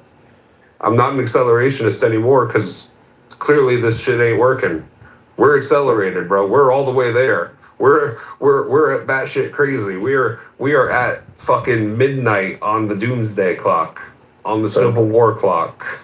I'll offer that I have it where my difference of perspective is when it especially comes to politics. If you click on my profile, I have a little slogan, and we exchange ideas. All my political social media apps have the same thing. Years ago, and I was trying to think about where I learned it from. Someone definitely taught it to me, though. It wasn't a brilliant idea, like most political ideas. They're passed on from generations before us. Is that to put your faith in the idea and not the man, because the man will always disappoint you. So I look at it as ideas, moving ideas on the, most people have talked about it before, are familiar with the Overton window, but look at it like a field, like you're competing on, like a football field, and you're moving your idea down the football field. And there's one end that's extreme, or the other end that's extreme. And like immigration is something that's one of my top issues, right? Abortion is one of my top issues. The economy is one of my top issues. And how we want to affect the economy. And I look at these politicians as they're a jockey on the horse of that idea. That horse is an idea, and they're just moving it along. And it's like a relay race, and they move it, and we take so many steps forward, then sometimes the other party gets power and they move those ideas back the other direction. And I'm just hoping I get one of my ideas that I support to take off and it run the direction I want it to and cross the finish line. However, I do realize that men will fail. Men are fallible. They're not perfect in any sense. And then over a period of time too, they change. They become the power brokers when they were the ones fighting the power brokers. And then we don't get to see in the campaign when an outsider comes running up, what is it going to be like when he actually wins the field? And how is the old guard going to treat him with that? So those were things that were interesting to see with Trump. I always knew that the old guard Republican Party, which I've largely been against for the last 20 years, I guess, maybe post George Bush, what would that be, 17 years? And I've always seen, it used to be Boehner and different ones. And I joined the Tea Party and I saw, it was like the Republican Party, literally when I got involved with politics, was all old white men. It has definitely changed more so now, but the meme was correct, especially when Obama won. And I remember going to one of the Republican leadership conferences, and one of the plans was like, look, we have to change the way our party, the optics of it, the way it looks. We have to get new blood in there. Well, what was interesting was watching how old guard Republicans, while they spoke a good game of wanting to get new blood, they didn't really want new blood in the party. And they do everything they can to destroy new blood coming into the party. So I think, to see that while power is the goal throughout politics, the gift that we receive is the advancement of our ideas. So if there's any wisdom to take on, is it's kind of like, I'll leave you on this thought right here. Trump mentioned one time, right? Besson's mentioned it. I don't think it's got a lot of traction at the federal government level, but first time I ever heard a sitting president say anything about, well, we want to replace the income tax with tariffs. It's literally a moon, out of the park, space cadet kind of idea. that used to only be prevalent on the internet, right? We're going to get rid of income tax. However, I never heard people in the highest positions of power say things like that. Now, will Trump be able to deliver on that? No, he's not. But would I rather him try and fail and advance that idea and get that message out there? Because rather it being in some 4chan forum being discussed, now it's being discussed at a greater scale because more and more people are involved. And hopefully maybe the next president or president 2 or 3 down the line gets rid of the income tax and replaces it with some other form of taxation. Replace it. And Trump is more or less just carrying that idea, even though he doesn't, he under delivers on it. I don't know. Take it as you want. Yeah, I'm less ideologically driven, I guess. I'm more open to like being shown that the ideas that I think like utopia-ish about, I'm more open to those being proven wrong if they're wrong, and if they're just bad ideas, then I'm fine with that. And I hold no like pride or sense of ego about like knowing that I had the right idea the whole time and watching it come to fruition. I just really want to see things he had fucking the original get idea. better and see things turn around and see the fucking national debt decrease. I used to be some sort of like laissez-faire free market capitalist sort of libertarian, right? I used to be very much in the camp that Bima's in. Oh, really? What I've seen over the course of the last decade or so is like legitimately the monopolistic tendencies of free market laissez-faire capitalism kind of coming true before our eyes. And between that and crony capitalism as well, don't forget the crony part with all the government handouts, the socialism for corporations, you know, the grant money, the public payouts, the public safety nets, the bailout money. You know, we're creating little fucking oligarchs and technocrats and trillionaires through all of these things. Also, grand utopian. And utopia. It's just not working the way that I once thought it did. So I'm much less excited about that sort of like free market capitalism anymore. I know Ron Paul hasn't changed much, but that's okay. Ron Paul's an old fucking man. He doesn't have to, right? But like, it's not working the same as I thought.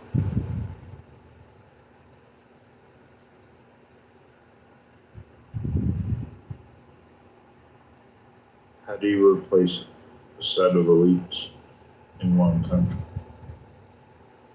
You say, how do you replace the what? How do you replace a set? Every country has a set of elites, right? Every country. Oh, how do you replace those elites? I don't know if it's so much about replacing them, Joe. It's about checking them. Making sure that they know that just because they're the wealthiest doesn't mean that they're the best. Just because they have the most money doesn't mean that they're the smartest. And just because they have corporations that everybody values doesn't necessarily mean that they should be the most powerful. I don't know what checking them means. Like, do you want to have like a conversation with them, or like what do you mean checking them? Like knock them down a peg? What would that look like? Number one, ending corporate bailouts for these companies that are too big to fail. I can understand, in a sense, where that can yield some sort of economic turmoil. But at the same time, what you have is people who have massive business operations in the desire to grow their corporations and their stock prices. They're willing to take increasing amounts of risk in order to try to yield some sort of large benefit for it. And if they fail, They know damn well that someone's going to be there to catch them when they fall. Okay. So ending that and creating more strong regulations and checks and investigations into anti-money laundering,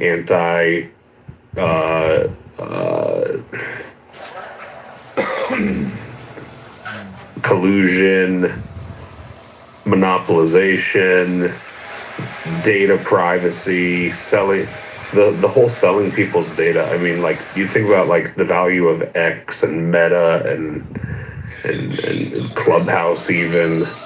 Like these companies are certainly selling our data. Oh, really? Wow! Thanks for the great read. The privacy has been lost due to the Patriot Act, we lost all our privacy. Section, what is it, 204 of the internet?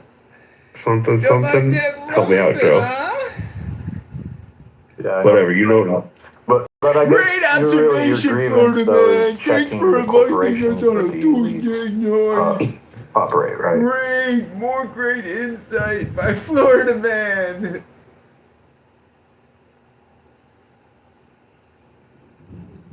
Not just like the Iran stuff, but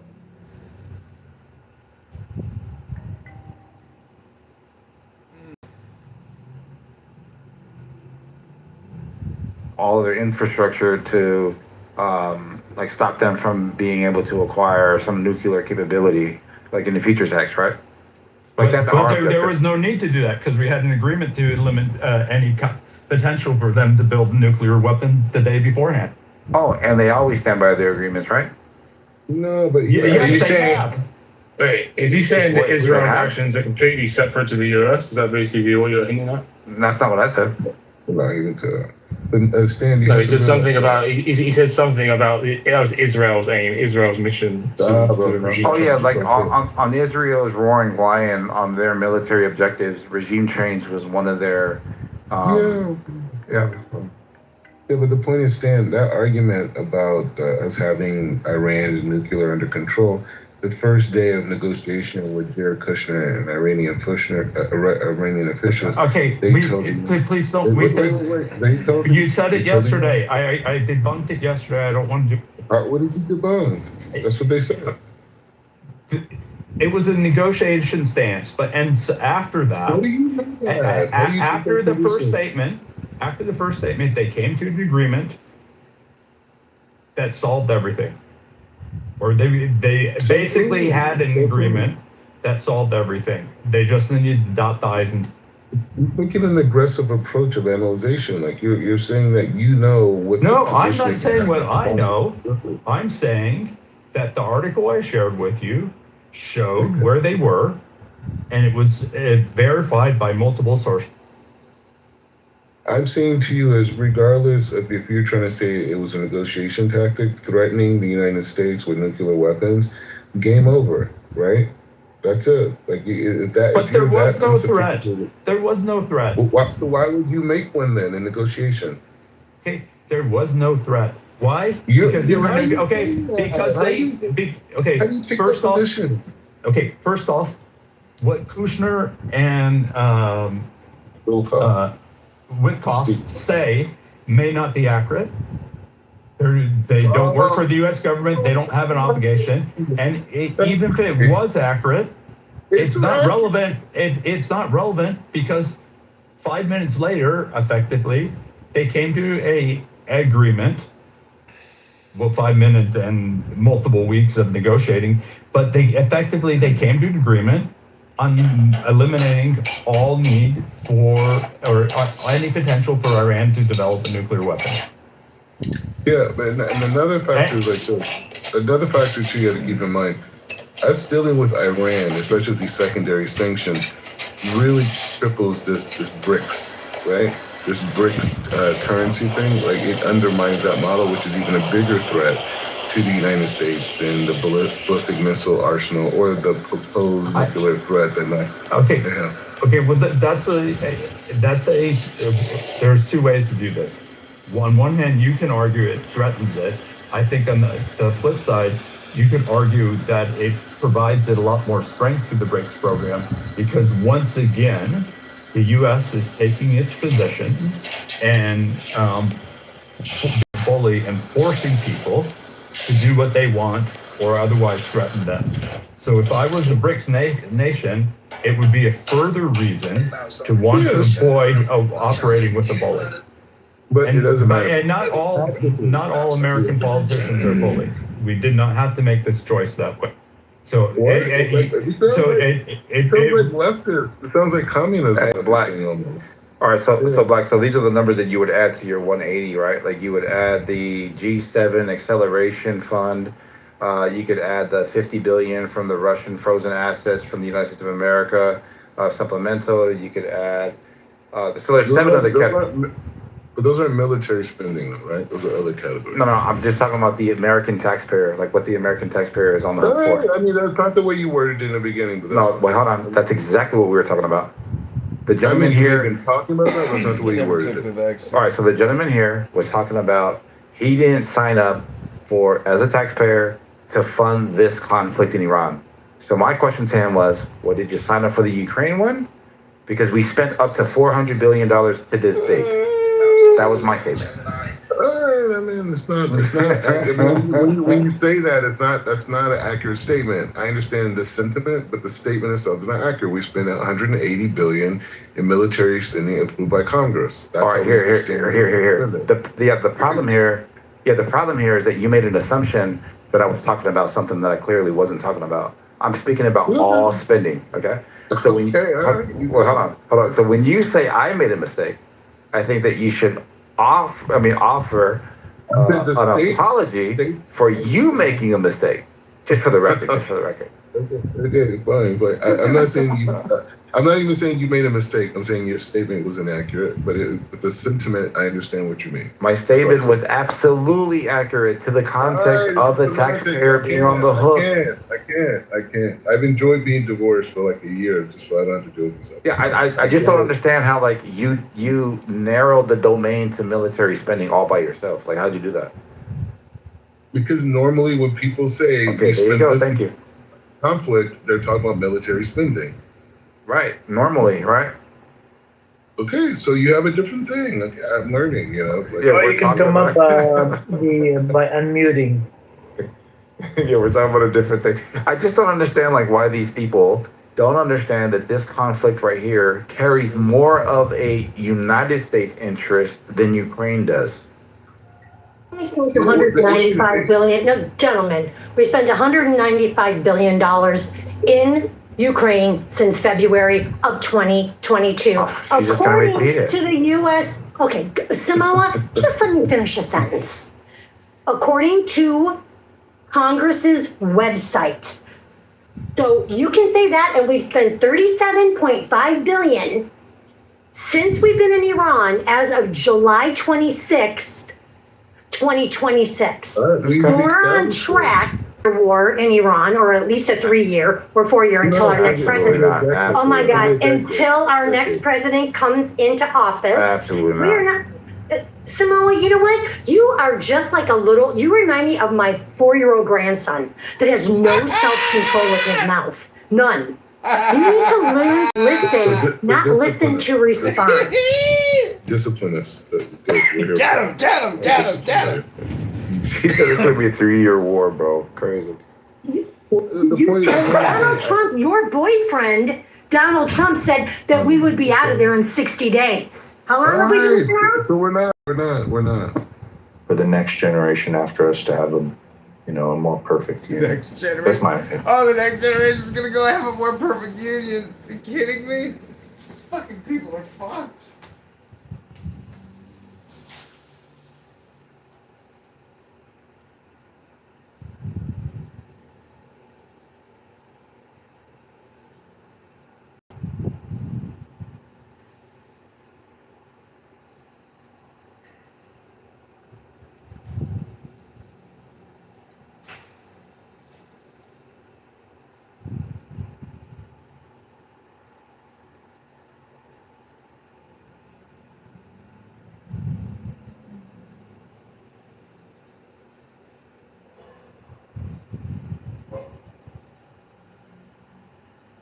Okay, well, that'll be the conclusion of the room if no one else wants to discuss the topic.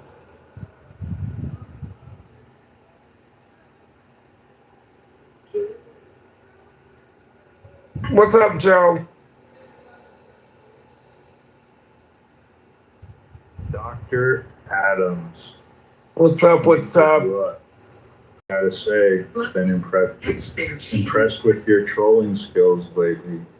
You're one of the top-notch ones on here. You know, I'm a little disappointed in you, Joe. A big part of American history died tonight. You know, we lost a few patriots tonight. We really did. Dolly Parton and her tits. That's a whole group right there. And I feel like, you know, you guys just kind of glazed over that. She's done a lot for this country. We love Dolly Parton. Even the president, he's going to have the flags, you know, lowered to half mast for Dolly Parton. God bless Dolly Parton.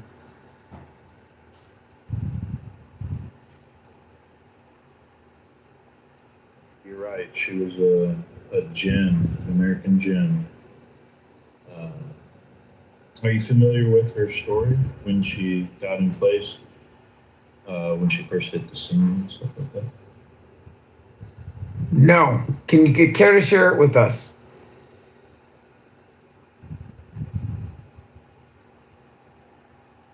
And what's that song you like? Which one? So much? By Porter Wagner. You ever heard of the? Oh, Sad Side Mine. You ever heard of the guy Porter Wagner Adams? Porter Wagner had like a variety show. He was a pretty successful musician and entertainer back in when television didn't have color. And he found Dolly Parton and he signed her to a lifetime contract. Pulled her out of the hills of Tennessee. And it was a pretty big deal when she broke that contract and was able to go out on her own. And she worked her whole way up. So I think some of the struggles, like in the music world today, there's others that have that similar story where, you know, they're this supreme talent. I think Michael Jackson with his family and his father, right? I don't know, I'm not familiar with it as much, but maybe Justin Bieber, when he was younger and he got older, had to do something similar. I think there's other musicians that have had to go through that. And these are like your mega stars where they have to like break away from that awful contract.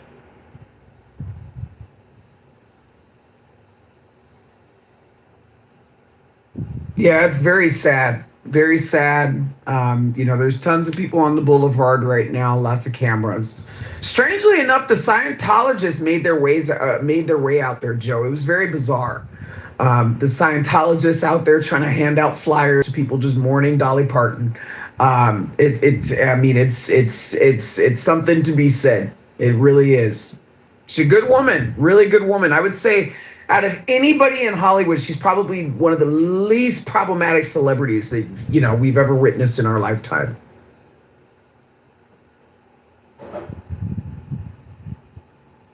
Yeah, I'd have to agree. I don't think we ever heard anything bad about Dolly Parton. She's about as sweet as could be, and it always shone through her. A lot of people have commented about when you meet her, she's very down to earth, and she's just like how you would imagine. And she wasn't full of herself and as successful as she was, and I guess that's a rarity today. And she wasn't trying to tax anybody either. You know, I said it the other night, and I feel bad, which is why I had to say it. I was like, damn it. You know, the Democrats, if there's anybody that's going to go this election season, it probably should be Jane Fonda. But, you know, Dolly Parton never tried to tax anybody. I heard she actually left a part of her royalties to underprivileged Black children in Tennessee. I Will Always Love You, that song that Whitney Houston, did a wonderful job, but Dolly Parton wrote and performed before Whitney Houston. Dolly Parton's a kind soul, really kind soul, better than Jane Fonda. And a much better wig too. I will say that Dolly Parton had a much better wig than Jane Fonda. Gone too soon. Yeah, you're right. Jane Fonda, I tell you what a traitor that is. She's just the evil, you know, they call her the godmother of CNN. Yeah, she kind of was. Just evil woman. Evil woman.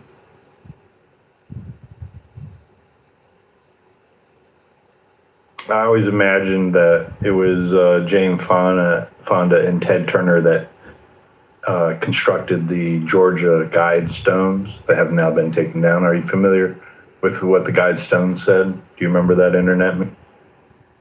No, but I'd be interested to know if there's anything in the Epstein files about a picture of Jane Fonda over a mantle somewhere on Epstein Island. I'm sure there's probably one. Yeah, I'm not aware of the whole Epstein story. Maybe we got someone in the audience that is an expert on it. But essentially what the Georgia Guidestones were about were depopulation of the entire world, wanting to slim the population down to around 500,000 people. And this was the type of rhetoric that was going on back in the 60s and 70s by some of these more extreme left-wing antagonists. I'll see if I can find the old story on the Georgia.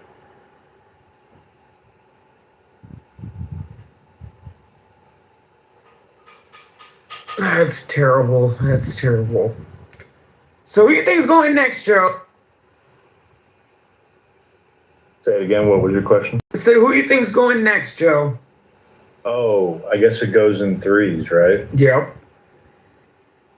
Are we going to take bets on it? And what's Cowshy say?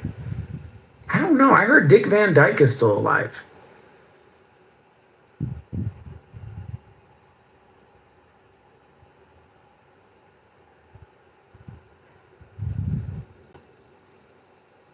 Yeah, he's 100. That's getting up there. I couldn't imagine living to 100 years. I don't think I'll make it.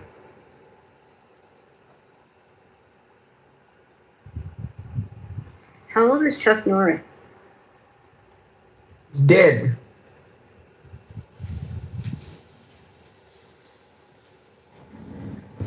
That was recent, wasn't it?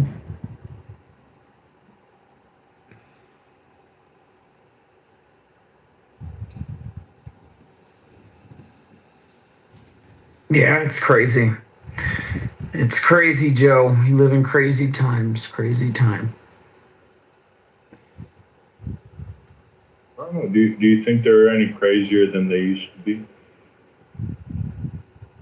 I don't think it's crazier than it used to be. I think, you know, there's just a lot more cameras and a lot more noise. I don't know. I don't think the world's really changed. I think just kind of the people and their delivery has. That's a great take.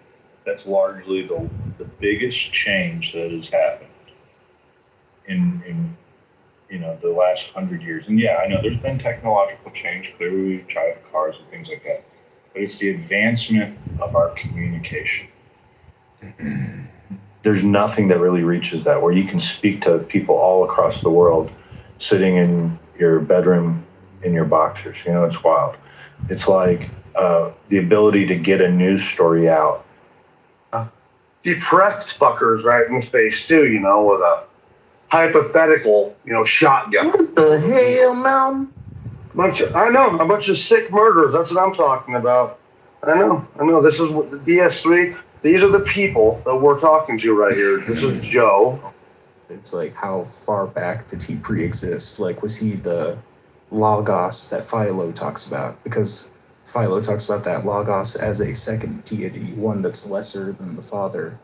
Is that how some of the early Christians understood Jesus being? Yeah, so I would just kind of go to that. Some of the stuff about Christology is really messy, so Yeah. Well, I mean, honestly, that's probably one of the most interesting things in early Christian studies is just the whole Christology topic, you know? No. It was terrible. Some context coming off of it. Edward ran his room, and it was terrible. Is it because we have replays on that everyone behaves themselves? Wait, replays are on? Everyone's like, oh shit, I gotta mind what I say. Oh yeah, me too. Yeah. Nigger, kike, spick, faggot.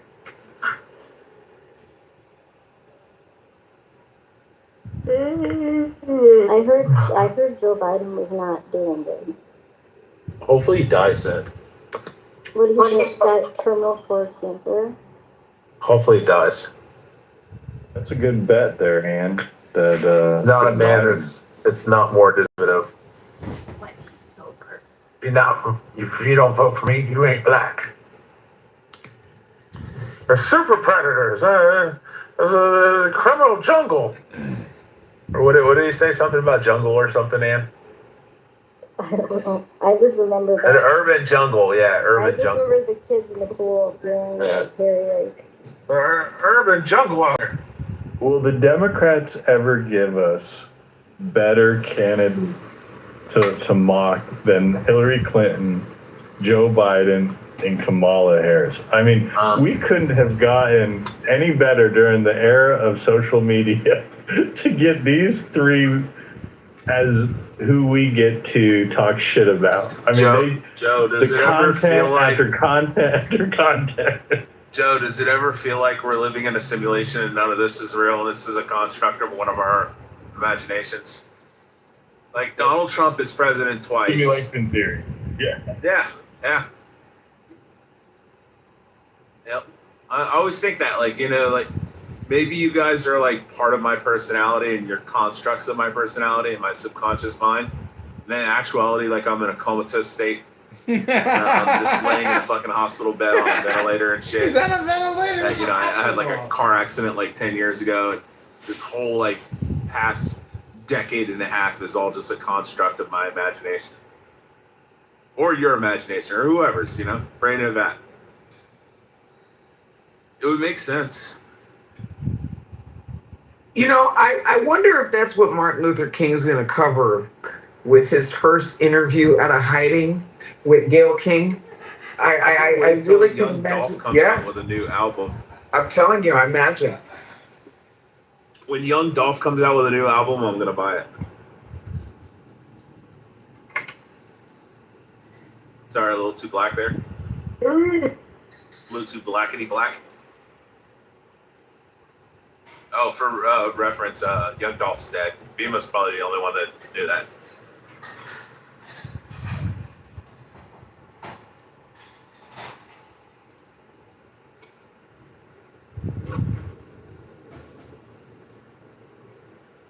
Pepe, how do you feel about the blacks?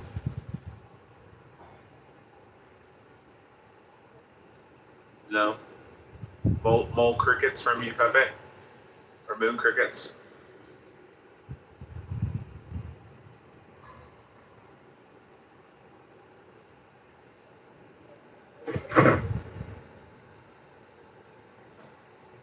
All right, Joe, I have a question. Are you familiar with the Mandela effect, right? Yes, I am familiar with the Mandela. The idea that we started the Hadron Collider and created a black hole in the center of the Earth, and we're like shifting through parallel universes. So the only one that I can say unequivocally that I can't explain is a situation my dad and I were in Forest Park, Georgia, and we used to go to this Jimmy John's all the time. And one day my dad and I were sitting there and we're like, hey man, you want to go to Jimmy John's? And he's like, yeah, let's go to Jimmy John's. And it's literally right out of the front of the warehouse place that we worked at for a company called Forward Air in Forest Park, Georgia, in Atlanta. And we pull out of the fucking plaza, the complex, and immediately when you get up to the traffic light, there's a shopping plaza on the right. There's Jimmy John's around the corner. We pull up, it's a fucking Mexican restaurant. And I was like, fuck, man, the Jimmy John's went out of business. I'm like, we gotta figure something else out. So my dad's like, hey, just go in there and ask them if they moved to a different location. And I was like, all right, maybe it's like right down the road or something. So I went in and I asked the lady working there. And I was like, excuse me. I'm like, do you know where the Jimmy John's moved? And she's like, what? And I was like, yeah. I was like, the Jimmy John's. I'm like, you know, the place that used to be here and stuff, because we haven't been here in a couple weeks. And she's like, sir, it's been a Mexican restaurant for like the last like 4 years. And I'm like, no, the fuck it hasn't.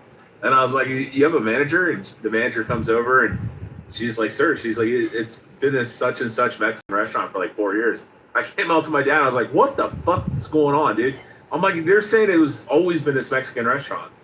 And she's like, there's never been a Jimmy John's here.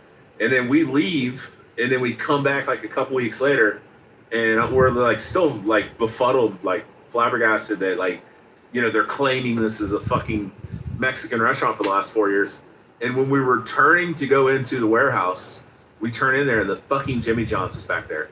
So we immediately stopped and we came back out there, and I went in, ran inside the Jimmy John's, and I was like, dude, fuck's going on? I'm like, dude, this place is a Jimmy John's, now then it was a Mexican restaurant, and now it's a Jimmy John's again. And he's like, what are you talking about? And I was like, dude, we were just here like 2 weeks ago as a Mexican restaurant. And he's like, sir, we've been here for like, you know, multiple years or whatever. And I was like, dude, I'm telling you, I'm like, we fucking came in here and literally walked inside, and it was like a fucking Mexican like sit down restaurant. And he's like, sir, I don't know what you're talking about. And my dad and I are just looking at each other, and we're like, what the fuck just happened? That was like some Twilight shit. So that's the only like thing. And I used to be like against the whole fucking Mandela effect. It's stupid, you know, it's fucking retarded. Until I went into a Jimmy John's and it became a Mexican restaurant, and then back to a Jimmy John's again. But the most plausible explanation is that I'm in a comatose state and you guys are all real. Doesn't when you get to thinking about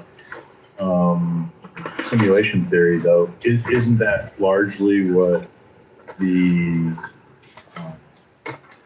prophets were describing in the Bible with God, and that we're living within the world that God has created?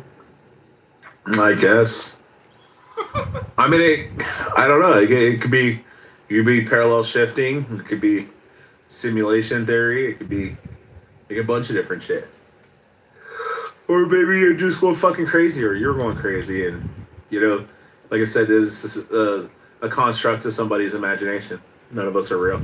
The Jimmy John's wasn't real. And that would be related to we were created in His image. Bro, imagine how bad it would suck to be Adams, though, if this is all like a simulation.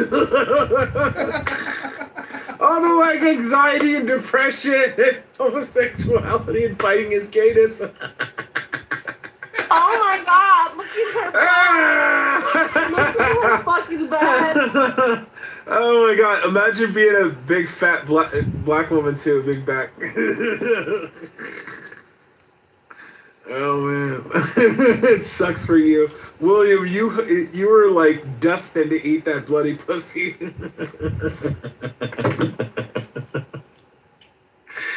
Oh man, poor Wallace. He had no choice in the matter of eating bloody pussy. It was because somebody had a twisted sense of humor. You're probably one of the greatest people to bring along to a party, Rich. I know. Well, imagine being like a jaded, angry black man like Othello, and then to find out that you're like a construct of somebody's subconscious mind and their imagination. You're like the stereotypical trope of a fucking black man, you know, just an angry black man. I hate the white man and the Jews, and I won't be a fucking black Muslim. It's not even real. You're every stereotypical black man from TV shows that I watched as a child. I constructed you Othello in my mind. What is happening? What? We were talking about simulation theory, and then we were talking about if this is all like a Mandela effect and simulation theory. Uh-huh. Oh, Yo, imagine being Ray. Derailed conversation. Imagine being Ray, a black. No, I'm just being dead ass. I mean, why are you giving a mic to this fucking retard named Rich? Like, Rich is like the dumbest motherfucker that's in this room that comes on this stage, brings nothing to the table, has nothing intellectual to say. He gets destroyed every single time. He got a phallic symbol in his goddamn PTR. Like, he is a fucking retard. Yeah, and we know. Yeah, and we know why you're doing it that way. We know that you're a degenerate. You dig what I'm saying? You're nothing more than a degenerate fucking motherfucker who sits up here and says, "Oh, tweet for the jungle. It's you." It's a big I just black woke jungle up, snake. man. Is that really a snake? Right, yes, what the it's fuck a is big- that, man? Timothy, it's You know a what I'm big saying? black jungle snake. So you told you he's a fag. Told you he's a fag. Somebody had this in their PTR, and I was like, "What?"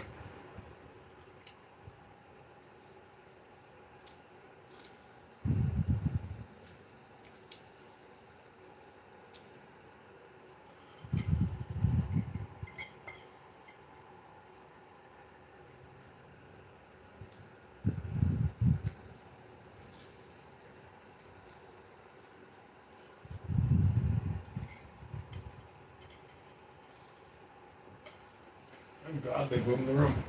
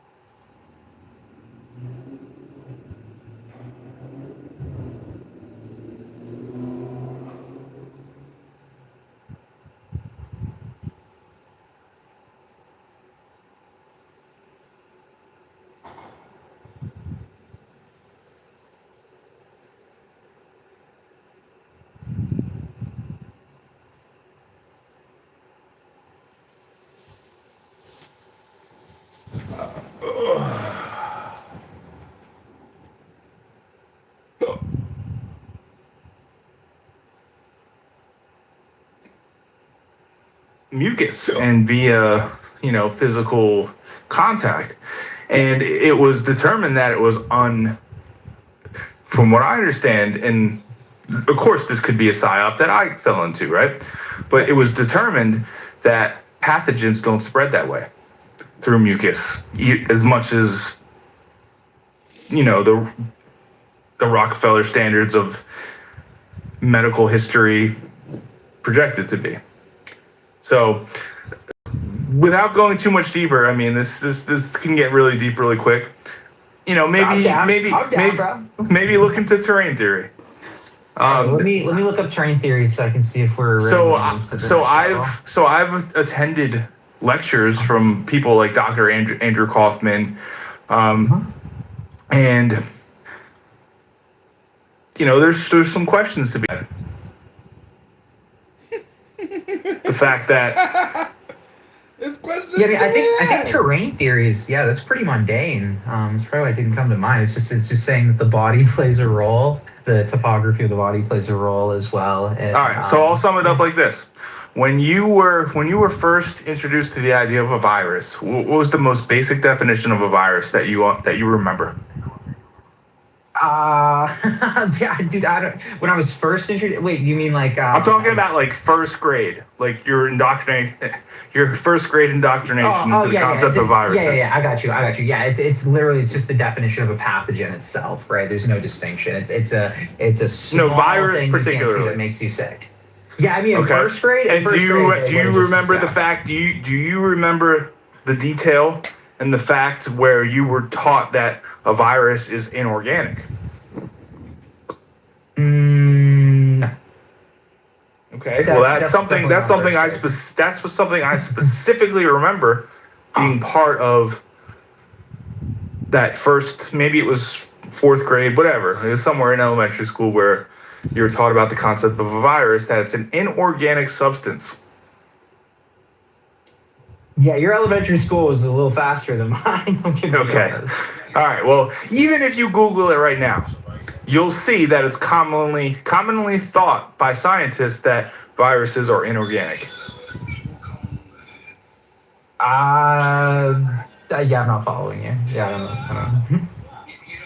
Well, if you do a simple Google search right now, ask if viruses are living.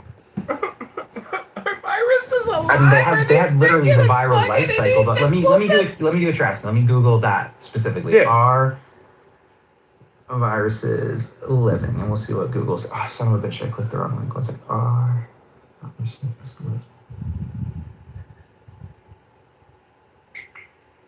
Yeah, okay. So most scientists do not consider viruses to be alive because they cannot reproduce, grow, or make energy on their own. Okay, so let's stop right there. So let's think about that. So you're taught that a virus penetrates your living cells and convinces those cells to reproduce itself. That's how viruses produce. It goes into your living cells, it penetrates the cell membrane, infects that cell, and convinces that cell to reproduce itself. While most scientists don't even consider that to be a living organism. So let's think about that for a second. That's the most basic concept of what we're talking about here. I mean, I could follow you down that road. I get that, and then at the same time, the distinction about reproductive capacity, feels a little bit subjective. Now, just consider this, and we don't have to get much deeper into it right now because this is something you'll probably want to research on your own before really talking about it. Yeah. But what if a virus was actually produced internally from your cells? What if it was a cleaning mechanism that your body produces, and every time you've had the flu, it's been the same exact process, right? You start off with the nasal cavities, you'll get congestion. It works its way down to your throat. You start to get scratchy throat, and then finally it ends up in the lungs, and you start coughing up the green stuff, right? Every single time you've been sick, it's been the same process. What if that was an internal process that your body used as a way to extract toxins, right? What if there was nothing pathogenic to that process at all, except mentally, where your subconscious is seeing other people going through their natural cycles of cleansing their toxic byproducts, and that instinctively kicked in gear your own individual process.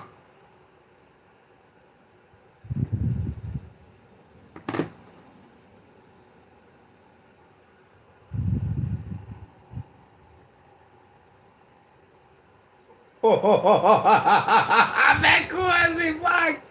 Look at pussy maggot! Pussy maggot! Matt Cool is a pussy maggot! So I can't get in the room because Matt Cool has me blocked. And I was trying to figure out who has me blocked. It turns out that is Matt Cool, the uncool Matt Cool. Which is beautiful. I have a whole bunch of women that watch true crime documentaries and fucking think somehow they live in an A&E special. Have you talked to Gen Z kids? I think you get the women coming out of the woods. I think you would. It's on the rise. I don't get if they come out of the wood. They should have a lot of you, no offense, Joe, but a lot of you women should have your fucking heads examined. Like, at the point where you're going to sit there and cheer on and create GoFundMes for a woman who killed her kids and say, oh, it's the husband that did it, when it's clearly evidence that she did it. Oh, shit. This is about to crash out. Makes no sense. I don't understand the support. And Rich, you should just shut up at this point. I mean, seriously. Let's talk about John. Yeah, John's about to crash out. Hello, Kitover. I think we should take every woman that wants to be with the bear for 24 hours and put them in a warehouse with the bear so we can create a gluttonous bear so they can eat them all.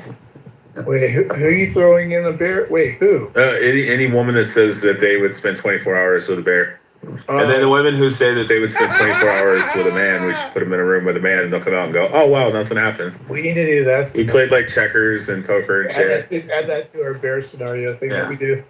We told ghost stories and shit. Nothing happened. Imagine how fucking ridiculous you have to be to conclude that being in the presence of a man for 24 hours is more dangerous than being around a bear, like in fucking Brad's PTR. Like, imagine all the instances that every woman has interacted with a man thousands of times a fucking week and never been fucking brutally raped and, fucking pinned down and forced against their will. Well, Rich, guy's gonna do that. Rich, what you gotta understand is that you have observed on this app what I would call drama makers, and the fact that for maybe a day or two, fat loser fucks on a free conference call app that got nothing better to do than to pick their toes and their fucking shit in the shit. Whoa, not too much on that. Well, listen, the point is that you've witnessed drama making. And so from a drama creator perspective and wasting time, you've witnessed it. But the thing is, but you've been here videotaping all of it. Yeah, that's right. Yeah. But see, it's crazier. Well, see, I don't think I'm crazy because you guys are like free actors. No, I have a product. I'm encapsulating and bottling a product. You guys are the juice in my bottle, baby. That's all I'm saying. Underwear, playing a ukulele and dinging a gong. Listen, you drive an Uber. You don't even work in the oil fields anymore, son. No, if I make money on YouTube and you're sitting here screaming out profane words with Pepe all night long, and I'm making money, who's gonna be laughing then? John Kitover will get the final laugh. Trust me, Bima will not get the final laugh. Somebody like you. Because I distinctly remember John Kitover saying, your family is the most important thing. You can make money. Money's not a big deal. Remember, John? No, being intelligent is an important thing. Coming on Clubhouse and running your fucking mouth 40 hours a week. Listen, Dr. Edward here, a.k.a. the most responsible man on the planet, who says he runs a business and he works in death care, comes on here 80 hours a week chit-chatting all day long, repeating himself. You need to practice personal responsibility. Where's your wife? Where's your business, Edward? You're here 60 hours a week chit-chatting. Hello? Make it make sense! You got 3,000. I'm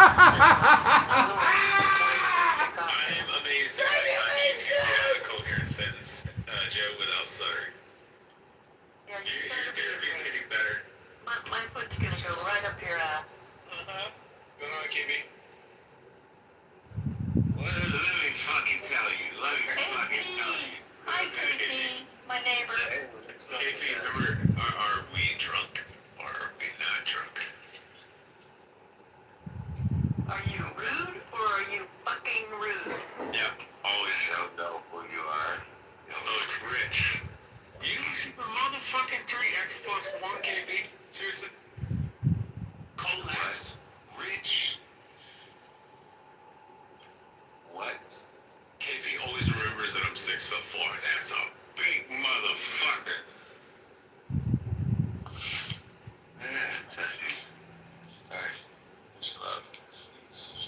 Where's the faggot thing? You should watch the video of the woman where after she does do the candlelights on her kids and then sets the house on fire, she does a TikTok dance and twerks to like literally what's going on. It's online. KP, where's the faggot thing? This is crazy shit. I also want to say, Himothy has me blocked, so I haven't been able to come in these rooms. He just had a baby. 30 minutes away. Yeah, 6 hours. Hello? He's drunk. I was just trying to see if KP was drunk or not. He's drunk. What you say, Kitover? I wanted to thank you for blocking me because you blocked me, you ghetto trash piece of shit. I haven't been wasting my time in these stupid shitty rooms, so thank you very much. I believe in the natural process where if I get kicked from a room, well, that's fine. I don't give a fuck. Because there's this thing called anonymous, and I'm actually just here to record. I don't even want to talk to you fucking dumb fucks anymore, because you guys are wasting your fucking time. That means you take no action. That means you just run your fucking mouth, but you don't do anything. The definition of wisdom is not just talking all day long. You might want to try reading a book. Consider going to the gym. That's right. It's called breaking a sweat. And a lot of you long COVID sufferers need to break a sweat. You really do. They say by breaking a sweat, you can get the spike proteins out of your pathetic, disgusting little faggot bodies. That's right. You could actually get the spike proteins out of your bodies by getting off a clown house and going to the gym and breaking a sweat. All right, I am complete. Go get a haircut, try some shampoo, take a shower maybe. I don't know who has me blocked, but somebody that. You know, shave that face, use a moisturizer, Himothy. It'll work. Try a moisturizer. Go to CVS, get yourself a bottle of the coconut shea butter moisturizer, and after you take a hot shower and scrub your face, you moisturize your face. I am complete. Hello? On the skin or else it gets the hosing. You gotta get the hip spread. I don't have your blood, but Mike, man, it's nice to see you in the Trump house, man. Where you been? I know where you been, but shit, you ain't been in here, brother. Well, you know, if you get booted out and then you're blocked from it, or you get booted out, you can't really come in. So, and it's invite Pepe. Well, it's actually Matt Cool that has my other accounts blocked. But again, Matt Cool, I go with the natural process. If I get blocked, well, then that's a great thing. I just lost multiple accounts last week. I've had over 60 Clown House accounts. People target me. They report me. They don't like my presence because they don't like what I have to say. Things go on, but it's not the same one as a good old Mike in it. Just telling Matt that we should do like a good topic on feminism and highlight the last few weeks because, like we were discussing earlier, like it's not been good for the pro-feminist side. Like it's all fucking all over the map, and you're like, you have a whole lot of people cheering on the fact that women are off with their kids to the point now where you got them fucking twerking while trying to do it. Like, Dima. Oh, yeah. And JJ was on that camp too. That's similar to say to 3X. Why would you say C is a faggot? Oh, because he is. Why would you say Not in a homosexual way, but like a bitchy little whiny faggot way. He'll come in. Hold on. I love to use that word. Hey, JJ, what's new in the LGBTQIA plus community today? Hey, JJ, welcome to the stage. Are you as upset as Dr. Adams is over the passing of Dolly Parton? Oh, man, poor Dolly. We thought she was going to make it to 100. The LGBT community is devastated tonight. They're sitting Shiva. Millions of queers around America are sitting Shiva for Dolly. Oh, poor Dolly. The other reason is liquor condition. Touch your bitch mouth.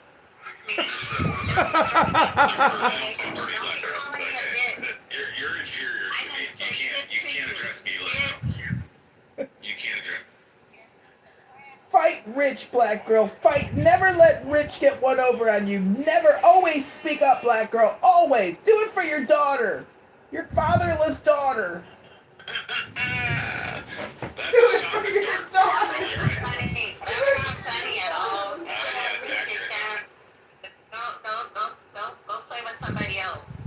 Rich, are you sure you're not Pepe? Yes, I'm Pepe in disguise. Sometimes you sound like Pepe when you laugh. I don't know. Yeah. Side eye. Oh, the weight sounded like. You sound pretty. Kitover, do you have any medical conditions? Why is it, even if I don't see Timothy's picture or KP's picture, I know they're black? Hold on. Yeah, my medical condition is wondering why the fuck you're a mod in this fucking house and in these rooms for days or weeks on end now. Who the fuck are you? Who the fuck are you, booger nose? Look at that fucking booger nose. I bet a lot of cocaine been up that booger nose. Do you have any medical conditions? I bet you got that sickle cell anemia. I bet you got that sickle cell anemia. Traumatic brain injury, kiddo? Here's a No, I got a sickle cell anemia detection brain, and I think you may got that sickle cell anemia. You got a traumatic brain injury serving our country. That's right. I met an LGBTQIA plus DEICRT employee in the federal government, and my fucking brain exploded like a clown world. I do think that Rich is actually correct, that it's possible I'm living in a coma. Rich, you get this. This is the parallel. Rich, listen to this. You know how you said you thought you were in an amnesia state in a hospital laying in a stretcher and you're just imagining all these personalities? I think that's what's happening to me, Rich. I think I served this country. I'm sitting in a hospital at Walter Reed Hospital, imagining all of this. It's impossible that clown world exists, isn't it? It's got to be impossible for 20,000 U.S. soldiers to go die overseas fighting Islamic jihadists to come back to clown world. Nancy Pelosi's worth 200 million plus. Bill Gates fucking poisoned the planet with Dr. Fauci. Oh, we should be saluting Dr. Fauci. He didn't poison all of us. He didn't lie about the fucking vaccines with the pregnant women. He's a great guy. He did the best job he could. It's not a coordinated effort to sterilize and destroy the planet. It's not. They don't want to reduce the population of the planet, even though they want on television and told us they're going to do it. We live in fucking clown world. Oh, the mother of clown world is here. Bima, the horsewoman, whose depression, Bima cured her depression through Clown House by talking on chillism all day long. Oh, that's great therapy, Bima. I'm sure it's working out great for you. Congratulations, and guess what? You're back! You're back! Imagine disparaging a veteran Who has a traumatic brain injury from being in service. It's crazy. Yeah, but what you said, 3X, like, I'm not gonna like let that shit go. Yeah, he had to chimp out saying, while he was talking. No, it's not chimping out. It's calling it. It's being truthful. Yeah, you could have waited till he was done with his submission and then spoke. I did. But I did. But like, I came in here. You had to devolve and chimp out. Hold it. No, that's what you say whenever you want to remove yourself from accountability. No, you did. Are you gonna? No, I came Darren's in here. Japanese. He's like, when Darren comes in the room, he's really calm. He's like submissive. When you blacks come in the room, you chimp out. You blacks? What? Yeah, whenever somebody says, well, Bima, it's accurate. When somebody says the N-word, all blacks come off their microphone. Because you can literally have a whole entire group. Who's this white boy just said N-word? No. That's how you think about it. I can't argue with you. You angry. Leave me alone. I'm happy. Leave me alone. You angry. I can't argue with you. Leave me alone. You angry.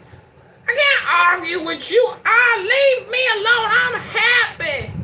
I'm going home. Hello? Hello? Free range would say that. Free range would be like, hey, man, you know, that's not cool.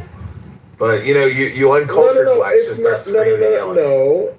John Kitover started talking about, like, the Democrats, and you start chipping out. People. John Kitover was talking about the Democrats, and you started deciding. Let's really find out if JJ's even gay. What is the AI plus and LGBTQIA plus? What is the I and the A and the plus stand for? Especially the plus. What is the plus? We should all know what the plus means, right? Everybody here should know what the plus means. The plus means to infinity and beyond, motherfucker. That's what it fucking means. No, it doesn't, you gay bitch. That's not what it means. It means indigenous populations shift sexual roles in the family as needed. You don't even know the history of LGBTQIA+. I looked it up. You don't even know your own history. You don't know the history of your people. You and Dr. Adams don't know the history of your people. Is that the plus? Man, boy. Ew. Yeah, it's called the NAMBLA, North American Man-Boy Love Association. Okay, don't confuse your There's also another group called MAPS, which MAPS is Minor Attracted Person Syndrome. That has nothing to do with the LGBT. That's part of the plus. You said to infinity. It includes everything. No, I don't. Yeah, I didn't you say guys that. include wanting to fuck kids. No. You include wanting to fuck kids. You just said to infinity. That starts in Catholic churches. What is You want to see kid what is fuckers? Go to a encompassed or Catholic encapsulated church. in infinity? Does it mean everything? No, it doesn't mean everything. So it includes means pedophiles. No. You No, you remain said the plus means infinity. because that's where conservative JJ, you men just like simply to do. said Some of y'all. plus means infinity, which includes everything. No. Including kid fuckers. Infinity does not mean everything. Yeah, it does. Infinity means a continuation. To infinity and beyond. LGBTQIA forever. We will conquer Russia and destroy Moscow so we can have our first LGBTQ parade in Red Square. Hooray! Go America! Yay, capitalism! One day, the LGBTQIA plus flag will be in every country on the entire planet, and we will rule governments throughout the world. Chicago, New York, Miami, LA. Gay people will... The queer world will take over, and you normies will be punished and put in our little LGBTQIA punishment boxes with our pet squirrels. Everybody gets free healthcare. Healthcare is a right. Healthcare is a right. Everyone will get... I just went to the Federal Election Commission. I put in John Kitover's name, and nothing comes up, man. He's a fraud. Everything is a fraud. So JJ, you are saying that it does include kid fuckers. No, it does not. I just wanted to let Infinity the includes Clubhouse everything. Mouse know that all that shit in his PTR, he's a fraud, man. It says we do not recognize this person or this type of activity does not exist. Kitover, I'm gonna invite you back up so you can explain this fraud shit.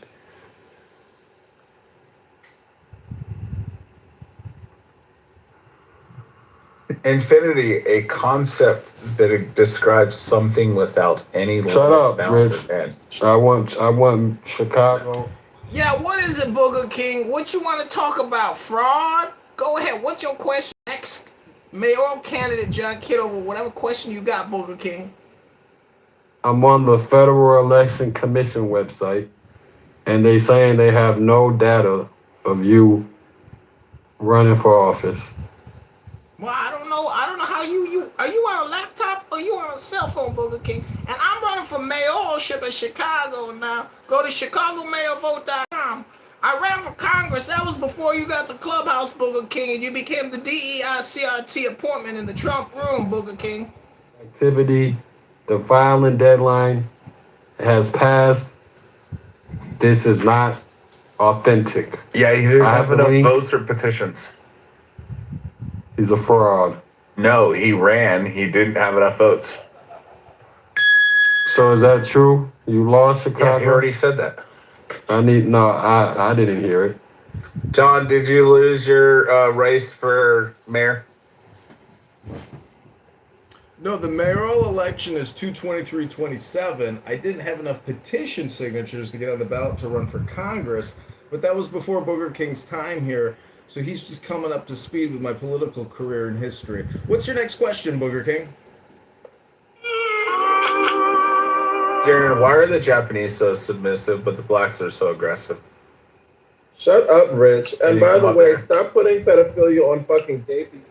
Listen, it's a statistical fact that pedophiles and the LGBTQ and homosexual activity in the Catholic Church and in other organizations, there's a correlation between pedophilia and men that practice homosexual acts with other men. And so hello? First of all, for you to even put Kitover is a fraud in your title is actually libelous. That's libelous and slander, and I could sue you for doing that. So don't project your own fraud and crimes onto me, Booger Boy. You're a little late to the fraud game here, Booger Boy, to be accusing John Kitover of fraud, Booger Boy. I'm taking a screenshot. I'm sending this to my lawyer tomorrow, Matt Cool. I know who you are. I know who Himothy is. Trust me, I got the screenshot. I'll give you 10 seconds to change it, Booger Boy. Hello? Don't project your fraud onto me, Booger King. You're a fraud.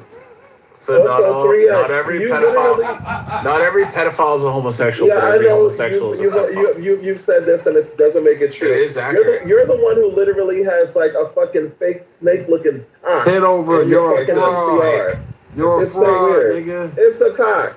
It's a He's snake. a fraud.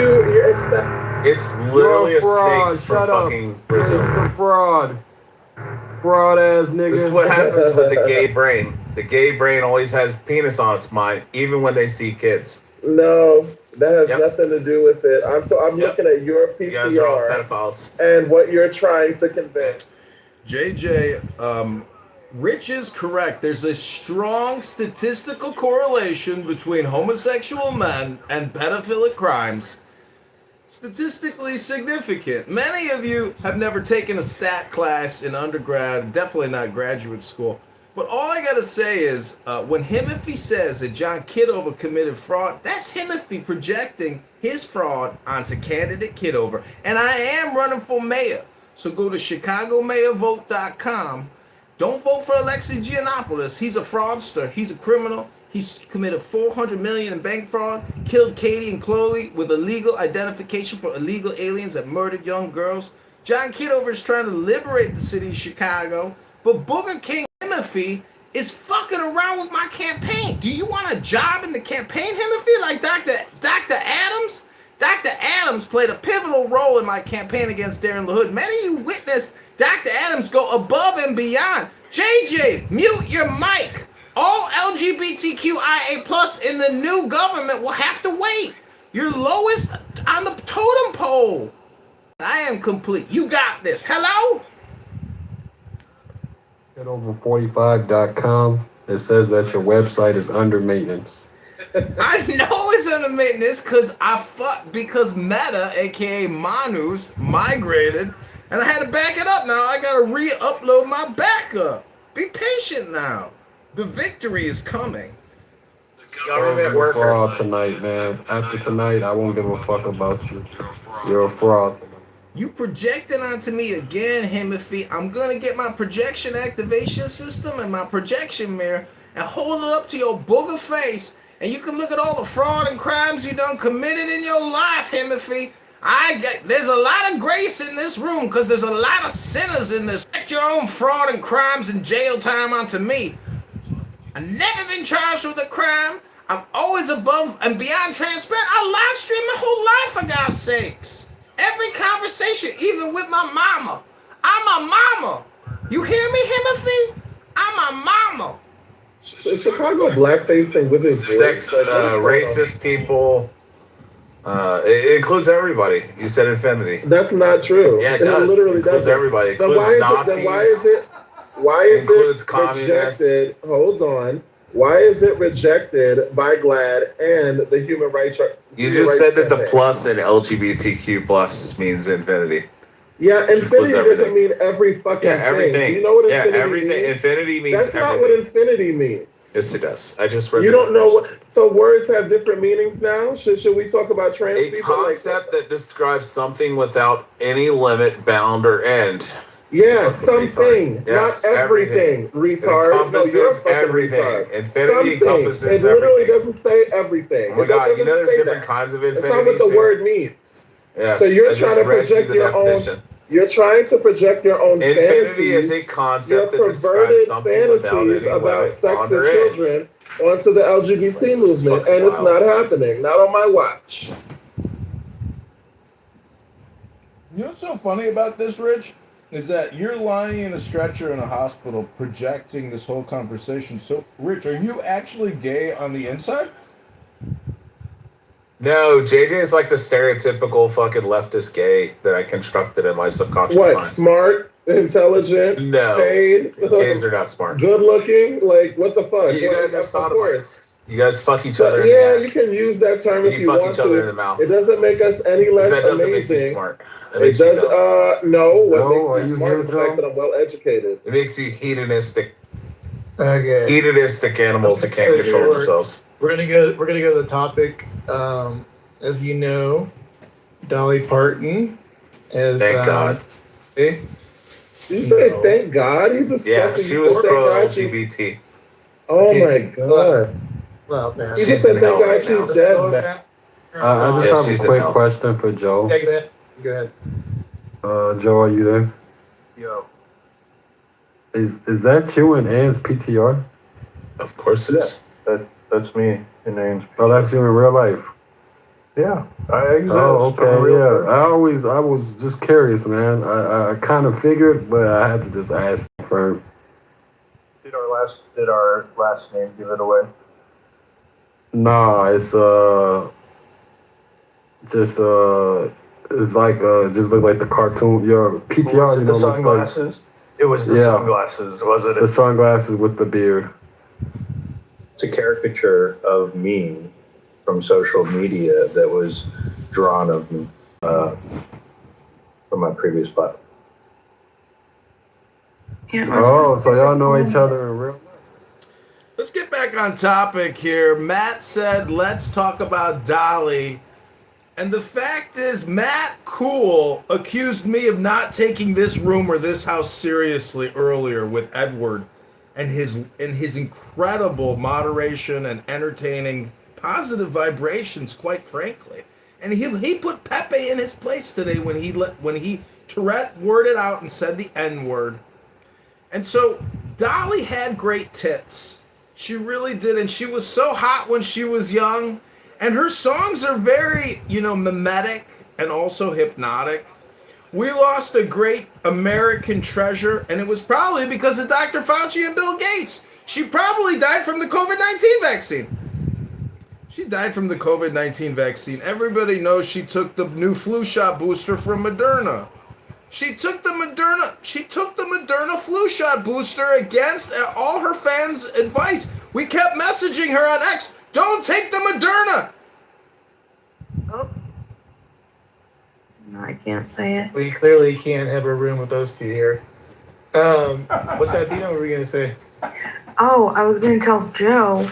Joe, I was very disappointed in your head shape because I was expecting something exciting like your PTR, and then it was just so symmetrical and... The hell did you expect his head to be? It did look like what his PTR was like. That's wild, man. I'm not used to being in the center of the room. You gave yourself some hair, Joe. That's what it is. Are you blushing, Joe? What? Are you blushing over there being the center of the... This is too much attention for a white man in the Trump room. All right. Who wants to kick off their thoughts on Dolly Parton? I do. So shout out to Dolly Parton. She was a national treasure, an American hero, and she supported the LGBT community as she should. So yeah, you know what? She had a lovely everything, not just her tits being gross and whatever. But she did have a nice physique, and more importantly, she had a nice heart and a nice soul.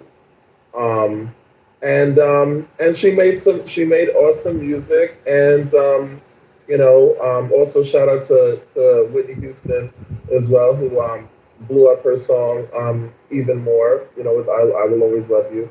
So RIP to her as well. But I can't even believe that she's gone.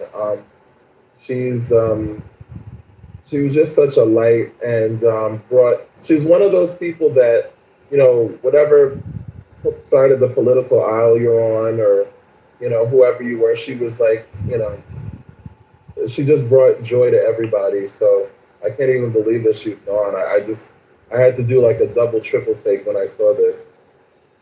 But, RIP, rest forever. And it's interesting. There's one of the few people where you don't have like everybody's kind of like on board. You know what I mean? It's like not one side like ripping her down or whatever. So, it's kind of different. You never see that often. And then it just goes to show just what an icon, she ended up being. And, people go, well, what is like the American culture? What is America? Like, it's kind of like Dolly Parton at the end of the day in a lot of ways, from her humble upbringing, and then to where she all the stuff that she did, like JJ was mentioning. So I don't know. It's pretty interesting to read up on her. It's been a while since I had. So,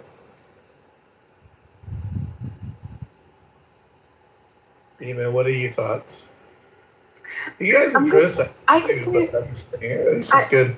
my true thoughts, and I'm happy to hear what JJ said because I wanted to get. I wasn't too particular. I didn't know that much about Dolly. I remember this one interview, and I just found a little piece of it. If you guys want me to play it, I could play it. But I always liked just this little piece of the interview. But besides that, I was always intrigued by how she just didn't seem to age. And so then, this is my real raw thoughts, real time. Forgive me, this is just the truth.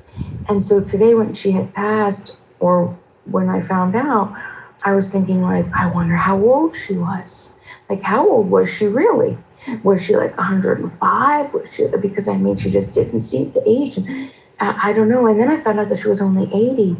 And I was just like, my goodness. It's like, my Grammy made it past Dolly Parton. And I was just thinking, like, my goodness. I thought about Miley Cyrus. And I thought that was her godmother this whole time. That was weird. I didn't know that. Yeah. And she would refer to herself as her fairy godmother. And I thought that was really sweet. And they had a lot of, yeah, so I wonder about that. And then, yeah, I was just surprised that she was 80. And that's pretty much But she has such a youthful vibe, right? She has such a youthful vibe and a youthful spirit. And I wanted to read a couple of her really awesome, my favorite quotes. She said, I quote, "I know who I am, and I don't try to be anybody else." She, of course, usually a lot of people know it costs a lot of money to look this cheap. It's hard to be a diamond in a rhinestone world. And my favorite one, the way I see it, if you want the rainbow, you got to put up with the rain.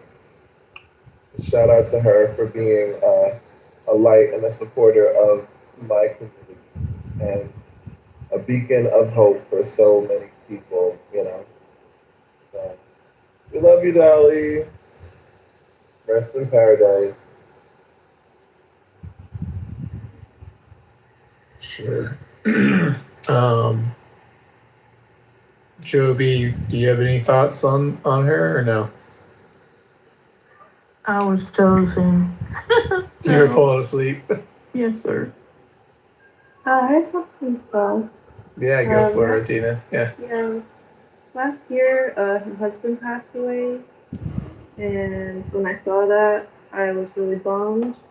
That was kind of like a big part about her is that she has like a husband that she was really in love with, and now that she's passed away, I kind of feel like it was like a broken heart thing. Like, you know, when you're in love with somebody and then you lose them and you just like kind of slowly.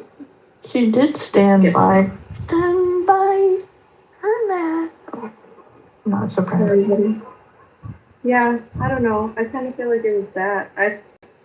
Mastery of step 3 is what step 4 is. Might seem strange that step 4 would just be really good at step 3, but step 5 Step is 2, step 3, step 4, you step step 5. back into contrast, but you're not mad at yourself because you now understand the glorious, delicious. Yeah, it's going out tomorrow, man. So that's how y'all know if you want. What? And she extremely talented. She was a singer-songwriter. And to reach that level and be a songwriter is rare, you know? A lot of the musicians that are very, very successful, they tend to buy a lot of their songs. And she was that unique talent that could write her own music and perform it. And hats off to her for a lot of wonderful years. And if anyone isn't aware, 10 years ago, maybe 11 years ago, she did a time capsule at one of her resorts when they first built it that by the year of 2045, a song that she wrote will be released. And she'll be in or around at that time. It would be her 100th birthday. And it'll also be the 30th year of the resort where they left the time capsule. So she left us one more gift of a song to hear. But we'll have to wait for 20 more years to hear it. Oh, wow. Thanks for sharing that. Isn't that cool, Bima? Yeah. She's like, she planned it all out for that event, for that to happen. And like, that's like a pretty cool thing, I think.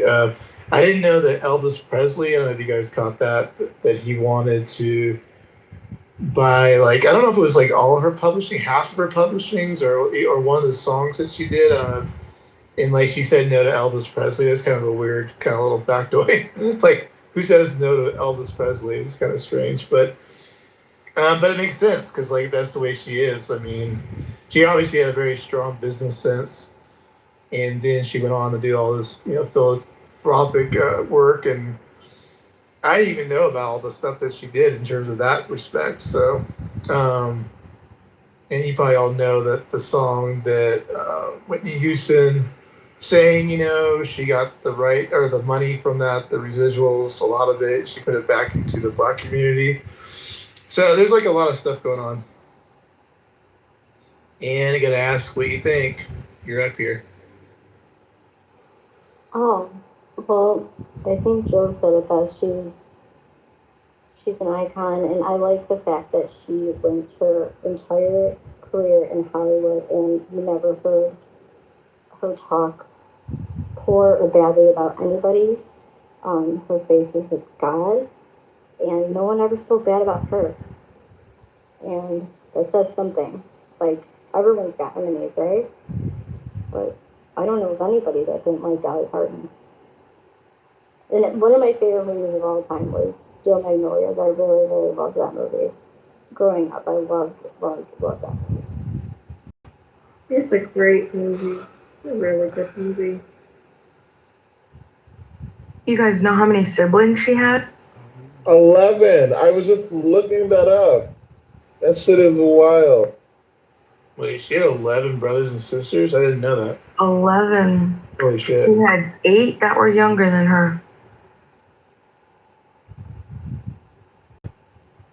So she was one of the first born. What is it? Would be 2 or 3 then, right?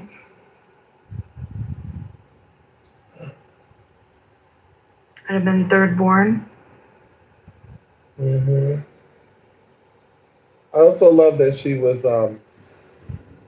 respectful of my queen, the one and only Mariah Carey. And like in 2002, she said, when an interviewer suggested that she might be a new contender for the Queen of Christmas, she said, "I'm not going to compete with Mariah. You think of Christmas, you think of Mariah. I'm happy to be second in line to her."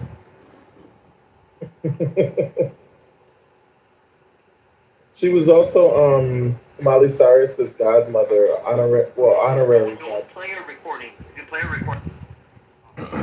Well, I just want to talk about your room title. Can you hear me? Yeah, let me change this room title. It's pretty good.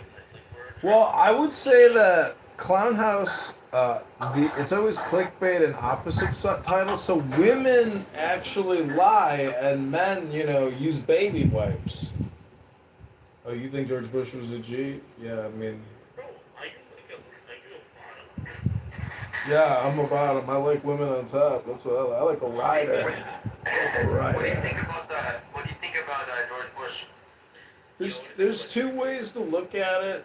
I would tend to say that I think, it's just like he went straight into the fray, as opposed to . Yeah, but I mean, 20,000 Americans died, and 200,000 are seriously injured as a result of his vision. Yeah, I get it, but I'm just telling you that like when you look at the Civil War or your major European wars, when they would line up, and go into battle because of honor, virtue, and manliness, and they would just die by the hundreds of thousands and millions. Like as a soldier, you gotta say like general. I think maybe we should do a counter-offensive flank and do it, in the silence of night, like a guerrilla ninja. Like, I think we got a better chance of winning the war by not dying, General. So I'm just saying that. What's your point? I don't understand. My point is George Bush wasted a lot of money, which, you could say it's like the greatest scam of all time. Well, it's part of it, but the other part is the safety mechanism known as the Federal Reserve, which is the bank and the house of all. So,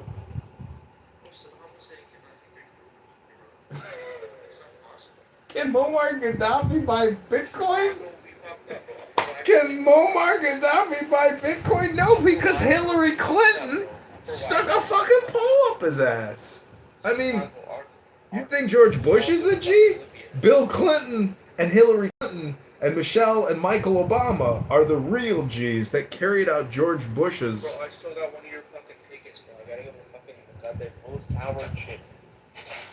I never actually cashed it. Here are the facts, right? So yes, fine. Biden deserves full marks, 100 out of 100 for what he did in Sudan.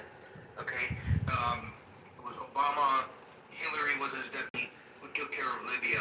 Obama took care of Syria. Okay, Obama he had Yemen to his credit. I liked Obama, man. Obama did some good work in he did some good work in Pakistan too with the drone strikes. But hear me out.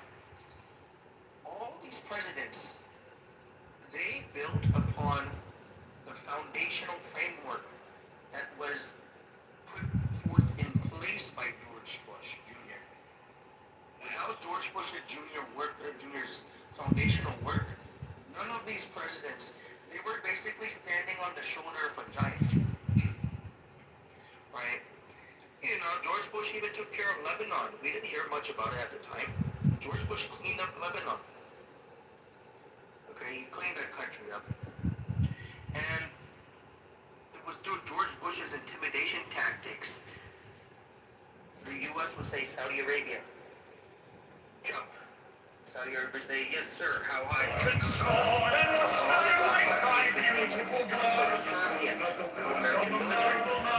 The U.S. said, okay, we're going to sell in Qatar, in Kuwait, in UAE, okay, and we're going to import liquor and pork for our soldiers. Our soldiers are going to have liquor and pork on those bases.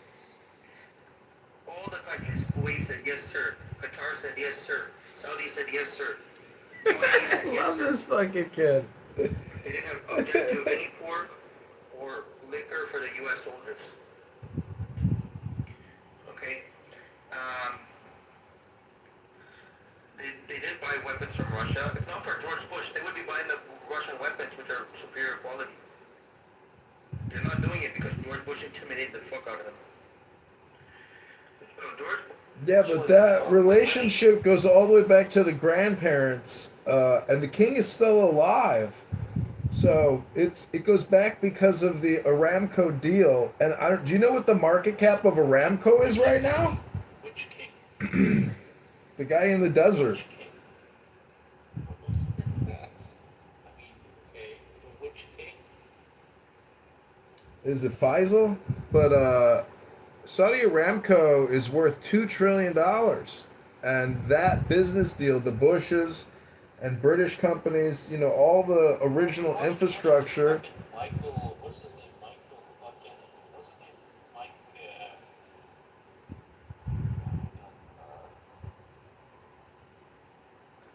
the fucking fat Bishop guy. I don't know.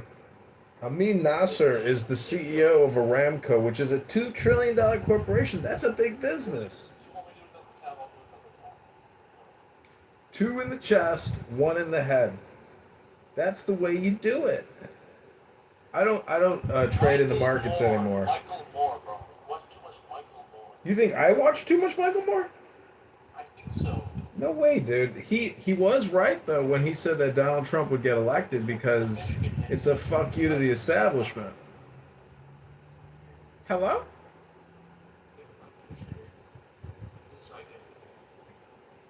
I'm just being facetious. No, I mean I like Hodel. I know the speaker. He's very funny, very very funny. I mean your hadith readings of the Bukhari and the this and that, like that shit is gold content. It's very funny because you know what I think it is though? I think it's like the gossip magazine of like their early.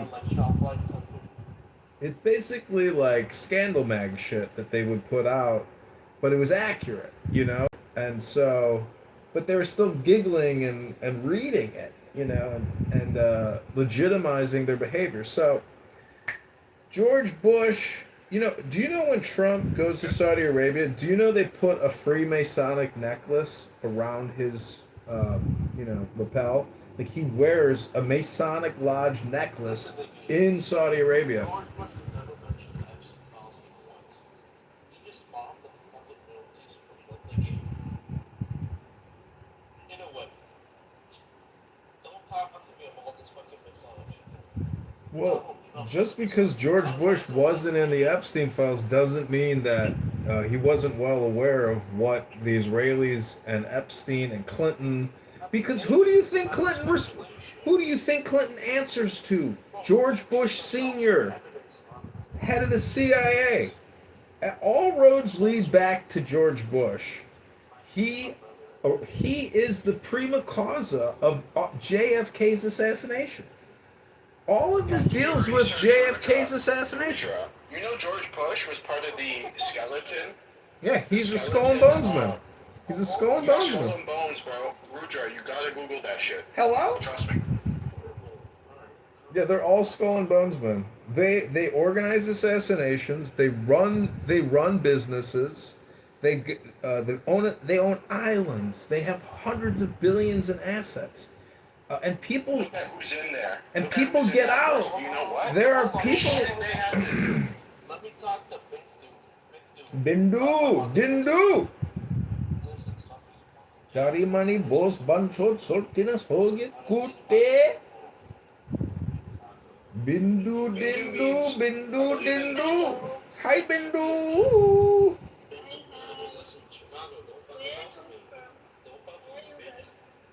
What you going to do, Banchot? What you going to do, tough guy?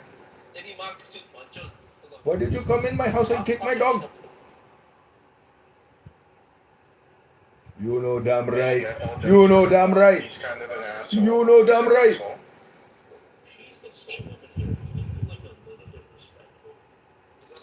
Let me get the door for you, Bindu.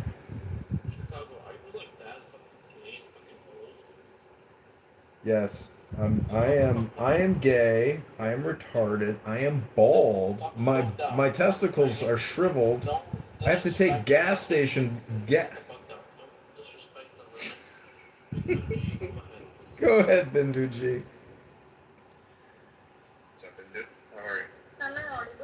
At least horrible sexually invested. You're the soul of the airport.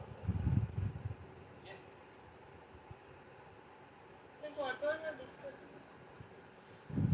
So we're discussing George W. Bush, was a missionary. I cannot compete with you, Jody. Talks about swimming safe, but there's nothing I can do. Huddle, can you just give me like do your thing here. You know, we were just talking about George Bush. He contributions to America as a president. You know, he would always put on this demeanor that he's clueless, he doesn't know what's going on. Um, but in reality, he was an extremely brilliant guy. Right? He was a Yale undergrad. He's a Harvard MBA. Okay, he was academic gifted, and he had a strategic vision for the United States, which was not a short-term vision. He was the one president who had a foreign policy which was not a short-term foreign policy. He wanted to occupy Afghanistan for 100 years to the end of the century. And unfortunately, because of Biden, he took money from China and agreed to withdraw from Afghanistan. That was not the plan. The plan was to occupy Afghanistan for his own purposes. Had incredible amount of mineral wealth. It was said that China was valued at $2 trillion. In today's money, it's $7, $8, $10 trillion worth of mineral wealth. Afghanistan is one of the most mineral countries in the world, maybe after Congo. It's the most mineral dense region in the world. And China is threatening Donald Trump that they're going to cut off the rare earth supply. Cut off rare earth exports.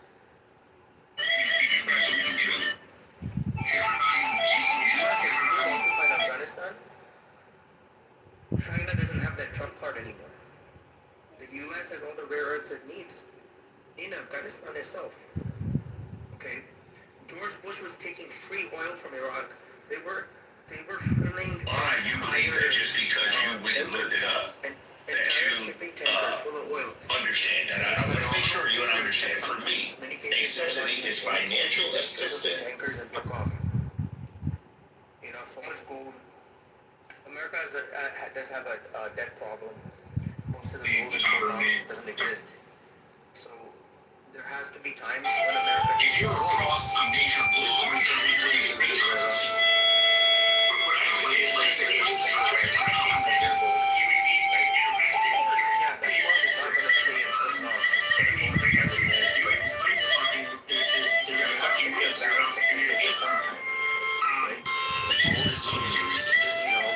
have lost so much money shorting the gold over the years. They have to have some physical supply to compensate. In silence of the mind, in every place where I cause my name to be remembered. And, Iraq had a lot of gold. Not like Venezuela has some gold, but not like Iraq. Iraq had massive treasure trove of gold. By taking the free oil from Iraq and taking nominal rates of oil from Iraq, what George Bush ensured is that inflation was low at that time. You have to remember the economy was good. Inflation was low. Businesses were expanding. It was a very prosperous period for the United States. Love replaced fear.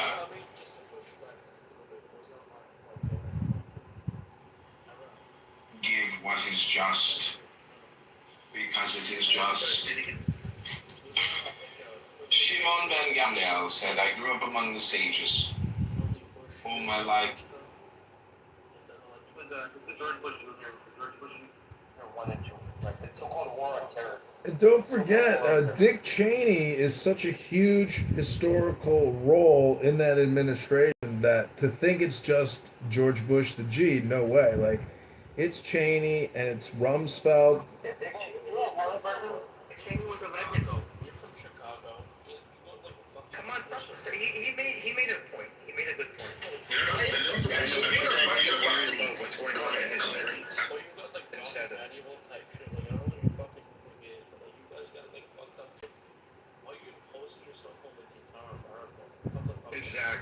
Exactly.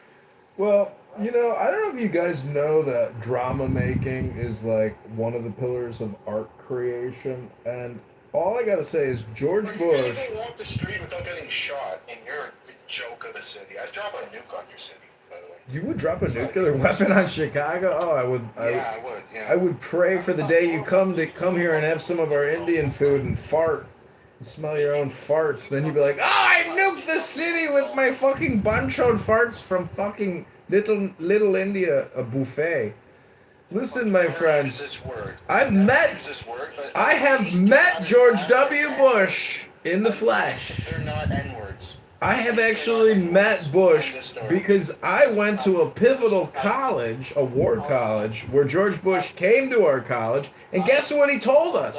He was withdrawing us from the Russian nuclear missile treaty and developing satellites to engage in space warfare against the Russians. And we were all like, "Hooah! America! Fuck yeah!" 20 years ago, we started investing in outer ship satellite war technology to defeat the Russians because we knew the Russians were up to no good. And for 20 years, we have worked to overturn the Russian government secretly. What did you find in the south side of Chicago? I know there's lots of black people there. Look, we got a black man in the audience. We've got a Jewish black man in the audience. Come on up, black rabbi. Tell these Hindu bancho dindus why they're such sultinas ho gya kuttes, such banchols and sultinas ho gyas.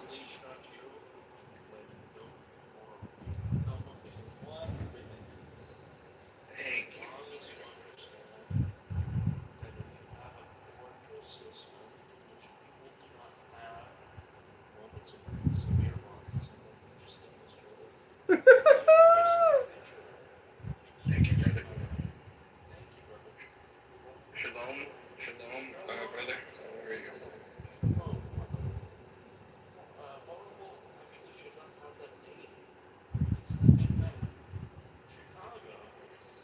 Chicago's a good town. Chicago.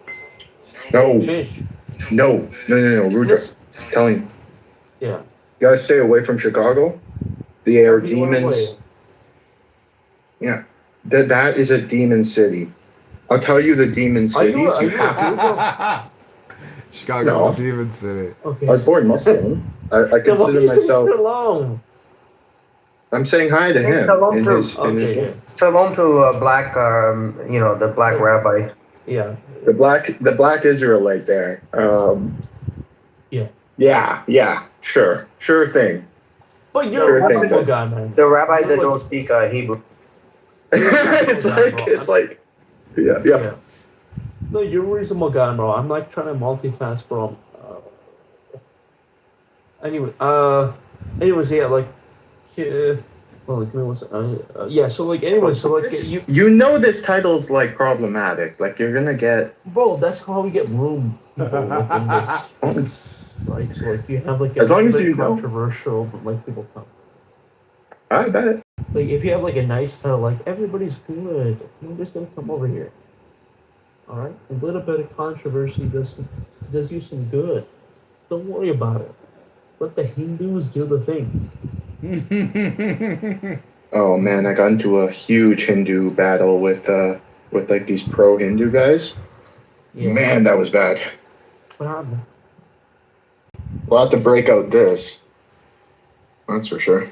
My PTR, I broke that out. Be careful. But go ahead. I broke that out, and then they sort of explained to me the lore behind this thing. Yeah. And I was like, okay, cool, whatever. I still don't think they should build. This is apparently a half monkey, half human god. Or they call them Devis or something like that. Listen. Okay, calm the fuck down. So in our Itihasas, there's something called Hanuman. Where's the purpose of Hanuman? Is that God can... Yeah, Hanuman is this guy. Hanuman can go... There's no half human. There's no half human. It doesn't... God can manifest himself in even the most unusual form. So you're a monotheist. You only believe in Brahma, and Brahma is like everything or something. Like I don't get it. Listen, I'm not a monotheist. Because Brahma's only role was creation. Beyond that, he has no role. 100%. As far as his role was creation. 100%. Okay, he birthed what were known as the great rishis, the 7 great rishis, the Sapta rishis, right? He was born, the 7 rishis who brought the divine knowledge to mankind were birthed from him. Brahma is universal creation, so he's all-knowing. He knows everything about the universe. He's knowledge. Brahma is knowledge. Listen, like He's all knowing? Would you say he's all powerful? Listen, hold on. This is why I preach Creation. Vedancha with to these Malaysia, because when they Yeah, what does that mean in your language? Like, have you heard of the Big Bang? Have you heard of the Big Bang? I'm not gonna say unless I have permission from my brothers. This guy was like, the I don't Hindu want you to version of a talk to- kafir? Hey, Rudy, I don't want you to talk too much because this thing is being streamed on YouTube because of this faggot in the audience. Okay, Rudy? Okay. You got me? Yeah, I don't want, who's autistic Listen, now? all I said was this. I love Hinduism, but I don't need to know about the lore and all this sort of stuff. And they've been harassing me. I just don't want to be around that sort of environment. I'm in a lot of machine learning Discord rooms with some of the smartest Indians, primarily South Indians, that don't, expel their ideology on me all the One of the time. smartest are Bengali. Bengalis are like one of the smartest people you could ever meet. I am literally about to marry a Bengali, by the way. So Bengalis are like, USB. Is she from Dhaka? Is she from Dhaka? Yeah, she actually was born there, 7 years. Hey brother, আপনাদের কি খবর? আপনারা কি বাংলা বলতে পারেন? সবাই বলে বাংলা এখানে। কিন্তু this is an English room. Yeah, English only. No tribal languages here. Hello, बंगला नहीं समझ सकते तो जिससे हमारे जो मलयास के साथ तो हमारी जो भाषा है उस हिसाब से बोलना तो ये हमारे पास जो है एक भाई है Go hey HAI, that means what in Hindi? समझे भाई अमित भाई एकदम सोच समझ से चलना है अभी एकदम सोच समझ से So Bindi, welcome back. Can you explain what you think George Bush? Who was he? Why was he?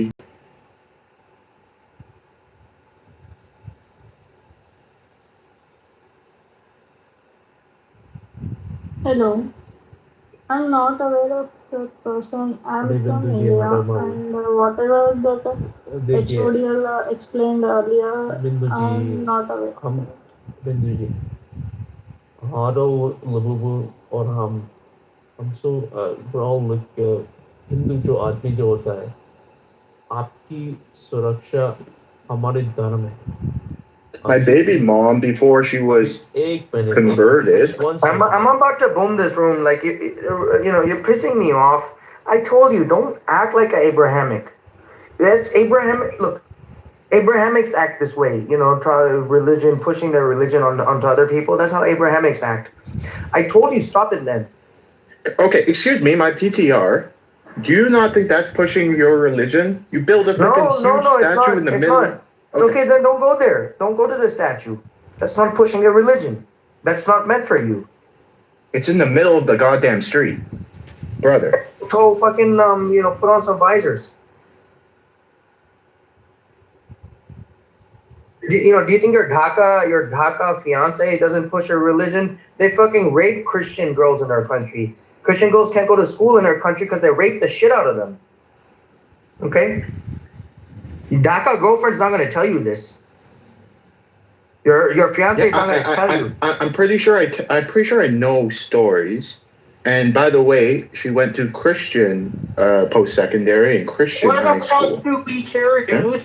You're coming up here and trying to shit talk Indians. Go the fuck back to Europe, dude.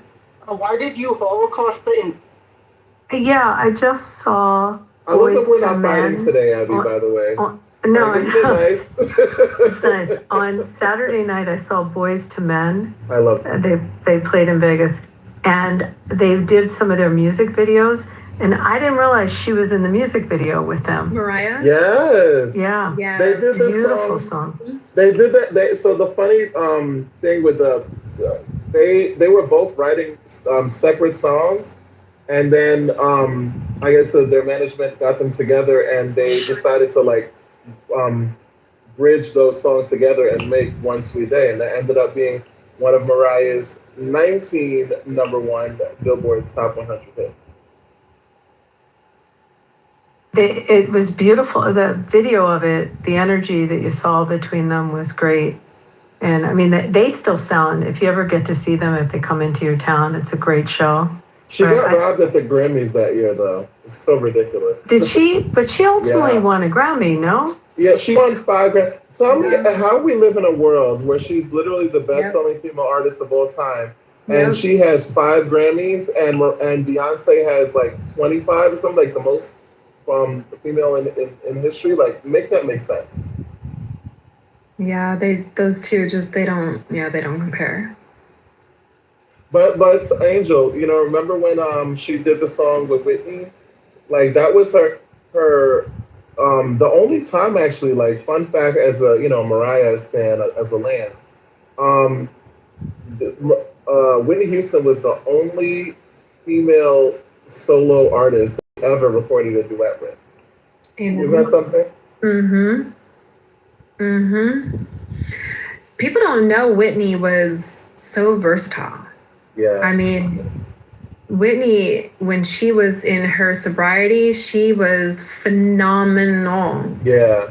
The rooms that she sat in and the things that people had planned for her voice, boy, I really wish that was a possibility for her, because one thing I'm telling you, she would outshine Beyonce today. She was still. Oh yeah, of course. Absolutely. Because she had such a natural ability, and she had such a pure tone and the soul and cadence in kind of her like vocals. It was the cadence in her vocals. You know what I mean? Yeah. It's like it soothed you, and you fell in love, like it. Oh, I can't. What's your favorite Whitney song? Of course, I Will Always Love You. Yeah, I will always. I used to sing that, actually. I Will Always Love You. Yes. I think it's great that Mariah Carey's top song is the Christmas song. Because that's her. That's her spirit for real. Because she's just. I know. I love that about her. Yeah. And it's her. Well, I guess probably will be her last number one, which is kind of wild. And it's such a full circle moment, because she literally came out with the song like 25 years ago. But what you call it? Damn it, what was I gonna say? Oh, I was just listening to "I'm Your Baby Tonight" yesterday, and like going off on that. Yeah. That's I love that video too. And the way that I remember she like came in the studio and just banged that out like real quick. Real quick. Because she had dinner reservations or something, and she just killed that. Right, but that was her. But that was her though, because she can open up her mouth, and she didn't need preparation for her vocals to be ready. That was the thing about Whitney, is that she can be put even those hard days, those hard times watching her, Bobby Christina. Oh my God. I know those being Bobby. Her and who's the other one? Amy. Amy Winehouse. Watching them in the depths of their addiction, but still coming out to perform, there's something about that there. There's something that just really speaks about the artist, like the soul behind the artist, I mean. And I know that's what is a show they call the soul behind. What's that show called on BET? That's where I watched it. Behind Soul Train? No. Is it behind the music? Behind the music, yes. Oh, okay. Yes. It really, I love how they captured the soul behind the artist, Yeah. They did some really good job ones. with that one. Yeah. I just remember, it's so sad though, because when I think about her, I remember her performing for Michael Jackson. Oh, don't break my heart. I know, and it's like she looked like a skeleton. That's the one I'm talking about. That breaks my heart every time. Oh, because it was Michael. It was Michael. I mean, it was Michael. I know, right? Michael, the irony of it all. I know. But even, I will say this: her last album, I really did like. I Look to You, but that's where you notice voice change so much. It's kind of funny because I feel like I kind of feel the same way with Mariah now. I mean, obviously for different reasons. But I noticed like with her latest album is still a slap. It's still banging. This is the first album from Mariah that I've noticed a significant vocal change, but she still sounds amazing. But I hear it, and I think that was it with Whitney. But even then, in that last album, I love freaking her single Million Dollar Bill. I love that. She still killed it. Like she sounded different. She didn't sound like classic Whitney, but she still killed it. She was still powerful, and she still did her thing. Oh, I think my favorite one though. I mean, besides "I Will Always Love You" and I'm Your Baby Tonight, and I also because I'm Every Woman. I'm Every Woman. I think I have to give that one. That one I think before because that one, when I'm feeling, my feminine, like When it you're just feeling it like just you want to brings be me. a woman, but you can't. Yes, when I'm feeling my transness.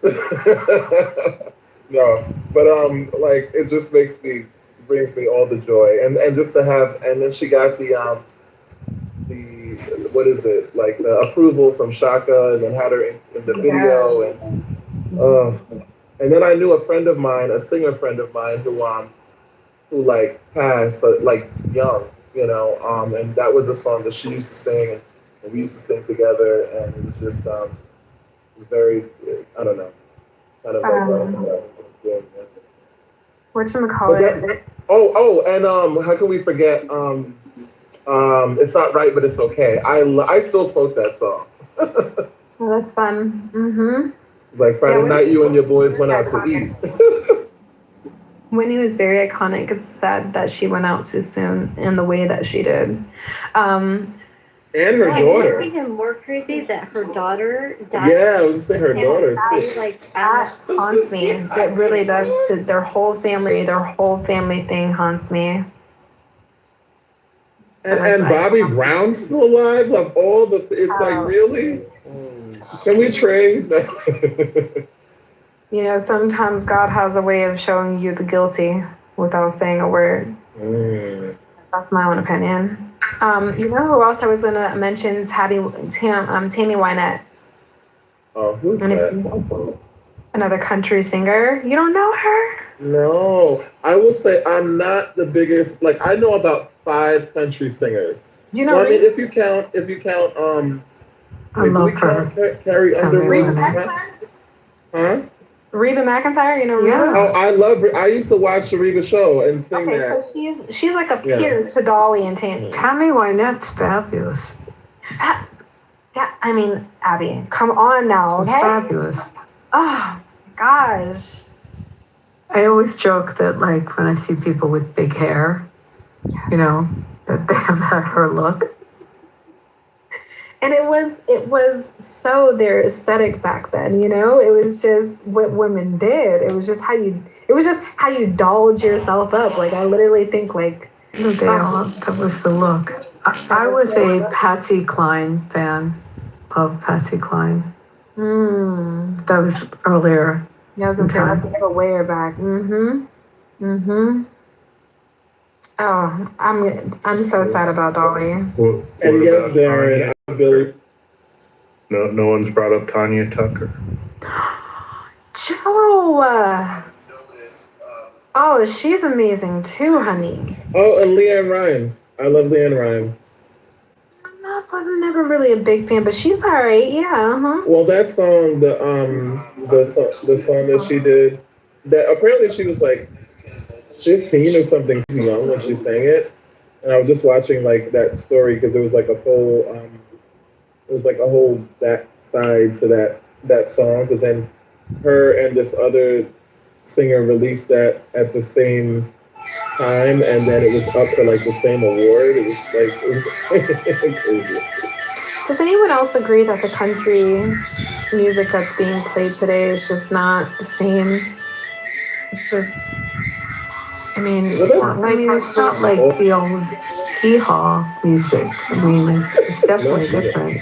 Come on, But Garth Brooks. yeah, I mean, he plays in Vegas a lot, and he's good. But it's different. It's not. It's more like I don't know how.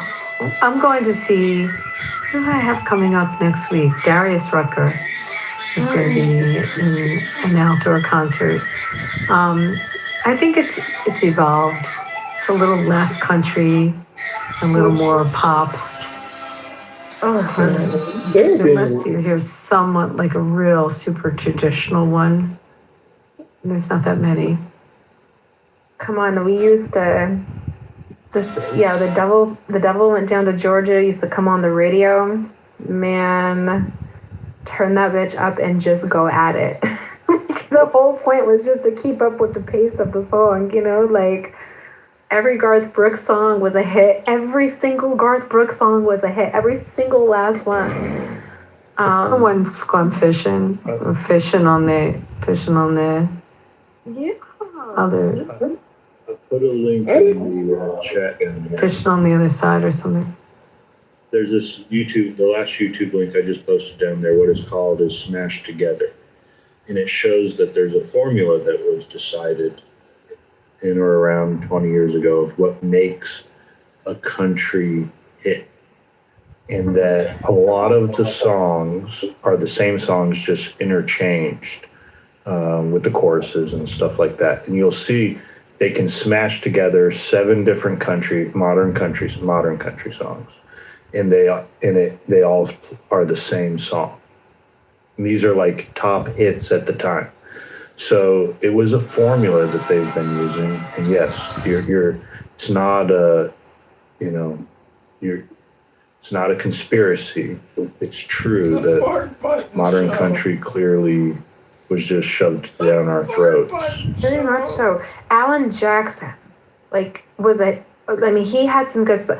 Who's the girl? Shania Twain. Remember how fire she was? I mean, good looking, just bubbly, and just had good spirit. I love Shania, and she's and I love her even more when I saw her on Drag Race. Shania.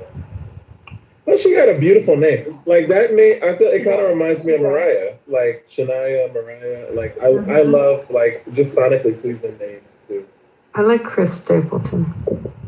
Yes. I wish I would have grown up on more different. Because I grew up. We didn't listen to country or really anything besides I think pop kind of We were very much, black music household. Heath was big too. Tim McGraw. Oh my God, Tim McGraw was great. Tim was just so fine. I saw him at the Phillies baseball game. It was the 2008 game. His father, Tug, had played the 1980 World Series, and he came back and was a Phillies fan, and he sang. That year, Taylor Swift sang "Star Spangled Banner," and he sang "America the Beautiful." It was pretty wild. But what about the Chief? Eric, what's his name? Eric. They called him the Chief. Eric. Eric Church. Eric Church was good. I didn't hear him. I heard those two. But, that was just one of the games. His father was good. I remember. Tug McGraw was just so incredible ball player. It was cool to see him there. But it's different now. I'm not saying I can't get down with it, but it's just too poppy for me. It's almost like it's formatting into so far away from country. Starting to come back, but you got to know. I agree. Well, everybody's into line dancing now. As a whole swag. And I mean, the whole country boots, I mean, the cowboy boots and country vibe, you know, is Okay, I gotta ask you this, Angel, because what do you think about Beyonce doing Cowboy Carter, and kind of breaking into the country world? Mm-hmm. Yeah. See, I don't. No shade on Beyonce. You know, no shade whatsoever. On Beyonce. He is full to the bone. You know, from Texas. You know, and I get it. I honestly get it, but it's not her. You know, and I think because country is so heavy in Texas the way it is, and she's originally from there, and she has been able to receive the acknowledgement that she has in the music industry, I think, in my opinion, she just feels like she can make space there for her, but I don't think she fits. When I think of Beyonce, I don't think of country, and I don't think that she can ever really pull something that genuinely says this is American country. Do you know what I mean? Because when I think of country, I think of American music. We just named a whole bunch of. It's like when Taylor Swift tried to do country. Girl, thank you. That's a perfect way of saying this. She should have just stayed in her poppy lane. Just stay over there. But now the way that we're seeing country, right? Now this kind of little remix that they got going on country, I think Beyonce can fit here, but she's never gonna have that she's never. I don't think Beyonce's ever going to produce something that says, yeah, that's American country. Do you know what I mean? It's going to be here's my thoughts on made up version of freaking whatever she wants to call country.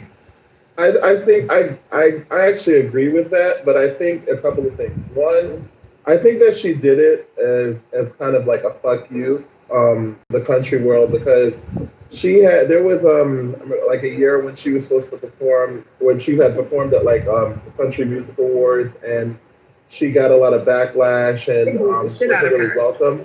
They told her to get the fuck out of here. And mind you, she's her. So at that, she was already a superstar, and I just think she was just like, oh really? They thought she wanted to that they were just going to open arm her because she has the status quo that she does. But the reality is that, Miss B, you don't fit in this lane. Just because you're from Texas and just because you can put on the aesthetic, there's nothing about Beyonce that says true American country. Yeah, I agree with that. I think it's going to be interesting, though, because she was a gimmick.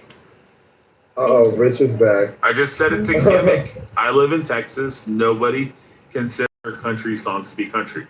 Well, never. No self-respecting person that listens to country music unless they're like some fucking airhead, vapid fucking, schoolgirl type that listens to Beyonce in the first place. That's the only people who want to listen to her country songs. Yeah, but I think it was like more important to kind of prove the point and to open the conversation, and I think now she's actually highlighted like black, like actual like black African American like country singers. Yeah, but like nobody accepts like that gay black guy either. Like that's pop music. Oh God. I mean, he dresses up in a cowboy outfit and he rides a horse and goes, going downtown, ride my horse, What was his name? Were you talking about Lil Nas X? Yeah, the little faggot kid, yeah.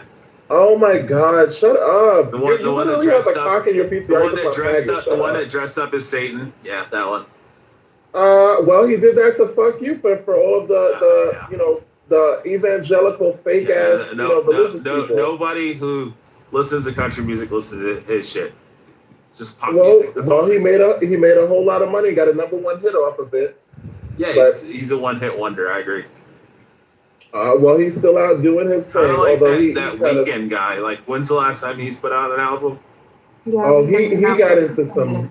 He got into some shit. I think he pissed off some of the. Wait, Illuminati. Did he get into the plus stuff? What did he get into? No, I don't think it was that. I think he pissed off the Illuminati though, because he He got into some shit with the Grammys, and no, for real, because he had the biggest song. He's actually like the biggest song on Spotify or something with the lights something song. Yeah, but everybody knew when those guys did their songs that they were just gonna be one hit wonders. Like nobody looked at them and went, wow, these guys I bet are gonna have like 30 albums. No, but you don't. Well, I mean, 30 albums. There's very few artists. No, I'm just saying, like nobody thought they were gonna go down as like legends of music, and like anybody's gonna talk about them other than they're gonna be on the jukebox like 10 years from now type shit where you're like, oh yeah, that's that song I remember when like I was in high school or college. Like well, to be fair, there's one hit wonder guy. There's not that many artists like days that are like major. Super. I think that the age of like Future, Lil Boosie, oh Lord, 2 Chainz, Waka Flocka. Don't listen to this. Hold on. Waka Flocka. Don't be shitting on Waka Flocka because he's one of the conservatives now. So 2 Chainz started in like 2004. A lot of those rappers are conservative. Started in like 2008. It's only been 18 years of like #1 songs nonstop. A lot of those rappers are conservative. But I'm still waiting on Young Dolph's new album to drop so I can buy it. Oh gosh. You are a mess, Rich. Play with your bitch. Oh my god. What you call it? What the heck was I gonna say? Oh yeah. Like we're over the age of I think super duper stars. I just think, like I just named like 4 of them. Those are not superstars. Future? Future's not a superstar. Not a superstar. No. Okay. Can I wait a minute? Okay. Wouldn't you count Taylor Swift as a superstar right now? Like, I mean, she literally had people mortgaging houses to go to a concert. Yeah, I think she's probably the last one because I remember when they were comparing her to hot. So yeah, bad bitch. Oh my gosh. She would never that's going to be controversial. Go ahead, Angel. Okay, all right. So here it goes. Good, clean white woman. All right. It's not white. Sabrina Carpenter. All right. So yeah, as we were talking about Beyonce, white. She's black. Go ahead, Dave. As we were talking about Beyonce, I realized something. Beyonce she has to be heavily jealous of Miki Guyton. She is a black female in country music who's doing country music the way country music is supposed to be done. She is not trying to come in with this whole new, revamping the industry, in and around country music. She's not trying to, bring pop into it. She actually is, you ever see her videos? They're just like, the old school country music songs, like the ones that used to play on CMT. And I'm just like, I love her, genuinely. I think she has a country music spirit. And I honestly think that Beyonce she's probably jealous of her and thought that she could just come up into the whole country, and be accepted, country music industry, and be accepted like how Angel, I don't even think it was that. I think it was more of the fact that Beyonce is a petty bitch. And listen, I have a lot of qualms with Beyonce, but I actually kind of like that when it benefits, other people, because she was just basically like, y'all gave me the middle finger, at the CMT Awards. Y'all haven't welcomed me here. I'm a fucking superstar, and regardless of what you think about her, she just is. She's incredibly talented. But they're not doing this. But they're not doing this to Miki. Is my point. No, yeah, because she's a genuine, right? Yeah, and that's what I'm saying. Beyonce tried to come up in there with Beyonce versus trying to fit herself into the country music industry, because that is I just want to say this, and I don't know if a lot of people know this, but the country music industry is completely separate from all the other music industries. From all the other music industries, from pop, from rap, from like pop and rap can kind of go, you know what I'm saying, a little bit side by side with each other. You know, there's a lot of overlay there. The country music has never done that until recently. So for someone like Miki being as young and fresh and vibrant as she is and she's, you know, she's young to still be able to sing her songs. She's 43, so. Yeah. Well, I mean, you know, but I mean, she has that spirit, and she does, and she's so true. I think when I hear her songs, I'm like, yes, this is still American country. But I'll tell you what I didn't like though. What I didn't like though was when all of this controversy was going on, it got made into a racial issue, and people were there was a lot of people saying that, oh well, you know. Don't you make everything a racial issue? No, I make it a gay issue, as I should. No, you make it a racial issue every time we turn around. No, well, if you're gonna be calling people like N-words, like, come on. No, just like a guy who's completely in the fucking wrong, doing something that's abhorrent and atrocious, and you're like, your only guys are saying that because he's black, you know, like. If he was white, it would be different. You know, it's systemic racism. Like you're the well, there's a lot of precedent for that. Exactly. Oh no! Like when Carmelo Anthony, stabbed Austin. No, well, let's not do Carmelo Anthony. A black issue, and you know there wasn't enough black jurors, even though they were excused. Two of them. So one was excused because they said they couldn't be unbiased.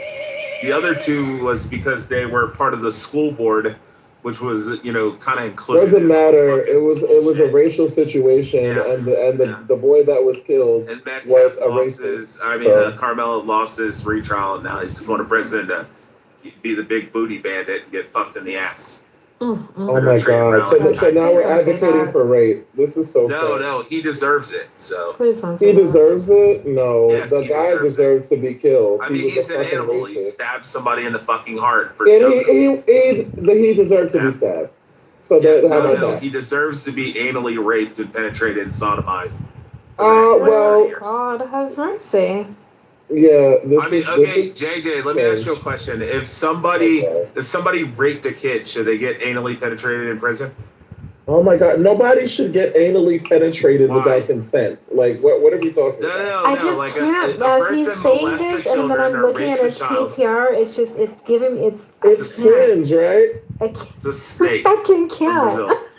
No. And it's giving that this is what's on your mind. Should chomos be raped in prison? Nobody should be raped in prison. Like, what are we talking about? Men who molest children, you're saying shouldn't be raped. Why? They should be executed. It just should be. Yeah, I mean, I agree with the execution. Right? Why would we? But if they're not going to be executed, they should be fucking raped in prison. I just don't know why we're hyper fixated on this. Let me ask you a question, JJ. Were you raped as a child? Hold on, no, I wasn't raped. No, I wasn't molested. Okay. Perfectly normal childhood. So, but I find it egregious and fucking disgusting. And I think we should tie a millstone around their neck and throw them in the sea. But I mean, oh my God. I'm just saying what Jesus said. But I agree with Jesus. See, I agree with Jesus. Jesus never said that. Let me ask you a question, JJ. This is a genuine question. Yes, he did. He never said that pedophiles should be thrown in the sea. If you had a son or a daughter, and your son or daughter was brutally raped, and that person went to prison, would you not fucking figure out a way to pay somebody in prison to fucking murder them or rape them? I don't. 100%. I would figure out who's in prison there and who's the biggest booty bandit, and I would pay that motherfucker to break First and foremost, if I was break the fucking shit out of him First and foremost, if I was a parent, who's got the biggest dick booty bandit in there? And just go in there and just fucking just rape everybody. Hello.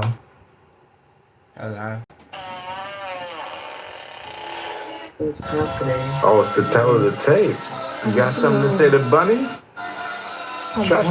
Bunny versus Shashai. Yeah, you got something to say to Bunny, Shashai? Fighting out of the red corner. This woman is martial artist. It's Bunny versus Shashai next up.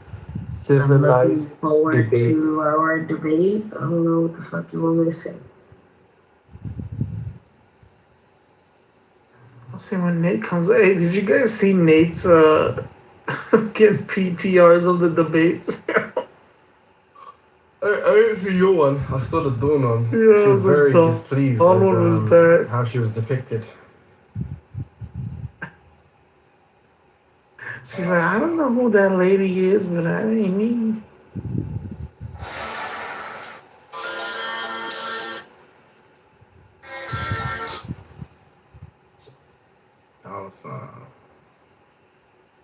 So are they going to give us the topic at the 11th hour? Is that what they're planning on fucking doing? Bro, it's wild shit. Like, there's no schedule, nothing, and I come in and next thing I know that Red Rum and Monica were done with their debate and I'm like, what the fuck? They said it was gonna be on Friday. It's Wednesday today, isn't it? No, Monica tried to say Friday, and then Yeah. but then she's like Thursday. Nah, there's like 17 more debates to go, so we gotta Bruh. get this through by the end of the week. Do you know what probably happened? Yeah, she tried to prolong it, and then she saw how like little there was to fear when Florida debated Dawn, and then she saw like the fact that Dawn actually won, and I think that gave her confidence. So she's like, actually, there's an opening in my schedule. No, it was Red Rum. They were gonna postpone it till tomorrow or like later on. And Red Rum's like, fuck it, let's do it right now. Oh, okay. No, but I thought she said something like she can do it on Thursday or something like that. But I don't know. I'm glad we got ours done. Fuck that. Bro, she blamed it on Brad. Bro, I got out of the gym, I was driving home, and I'm over here like, fuck, when should we do it? That's Like, why maybe you were tomorrow, maybe aggressive. Thursday. And then I was like, you know what? Now let's do it now. What did you say? That's why I was aggressive. Yeah, after the gym. But what is it about that? Like, I remember, like, less so now, but, I remember, especially when I'm driving back from the gym, I'm hyped for some reason. It's your T levels. Everything's just fucking through the roof, bro. All the good hormones. They say it's the endorphins, bro. Yeah, all the good hormones. Everything's just fucking on a high level. Your body's like, fuck, you feel so much. You feel taller. The blood flows better. You know what I mean? Sometimes, man, like moving from a lot of weightlifting to like taking a week off and just doing like 3 days or something like calisthenics or some shit like that. You come back hella stronger. Give your body enough time to rest. To relax and recover. Yeah. Yo, Samoa, you guys got fucking mosquitoes up there? Yep. What type of question is that? Nah, cause like there's no mosquitoes in the bay, like in San Francisco, cause it's sea level and it's cold. So I was assuming Seattle area would be cold too, but I don't know if you guys are seeing. Bro, we've been hitting 85 degrees, like non-fucking stop. Yo, 84, I would fucking take 85. I would give up like my fucking pinky toe. It's bad. Yeah, it's bad this week for us. It's fucking nasty. I didn't sleep at all last night. I was fighting a mosquito and the heat. You don't got AC? Oh, fan? No, man, my building's old, so the AC makes a fuck ton of noise.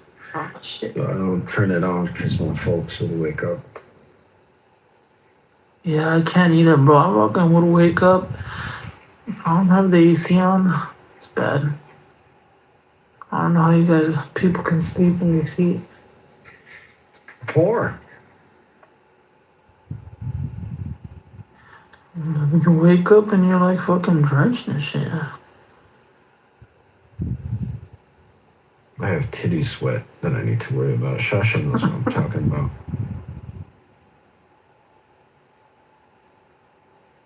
The fucking words.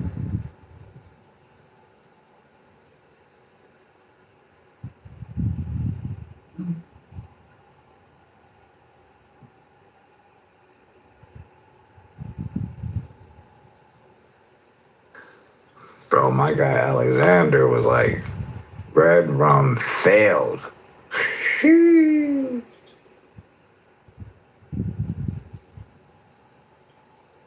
Did you see my gift? I'm Then like, you don't proceed to grill. go here.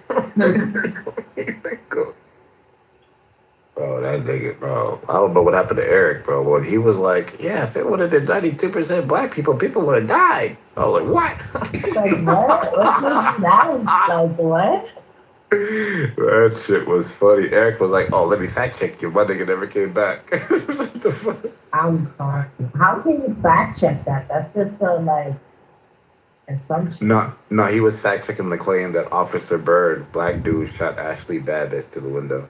I don't know why he tried to dispute that. It was a Like, hate how crime. is this smart? It was a hate crime. He specifically picked out the only woman there, white woman there. Yeah, Popped absolutely. her. All the black people that were around, he picked a white woman? What the Out of fuck? all people though, like come on, bro. Yep. And you know her family got like $5 million. Which is insane because she was breaking the law. What the hell? Nigga, what does that mean? She should have been shot. Like a lot of people Our should boy have. should have been shot. Oh shit. Alright, shoplifters, watch out for cops.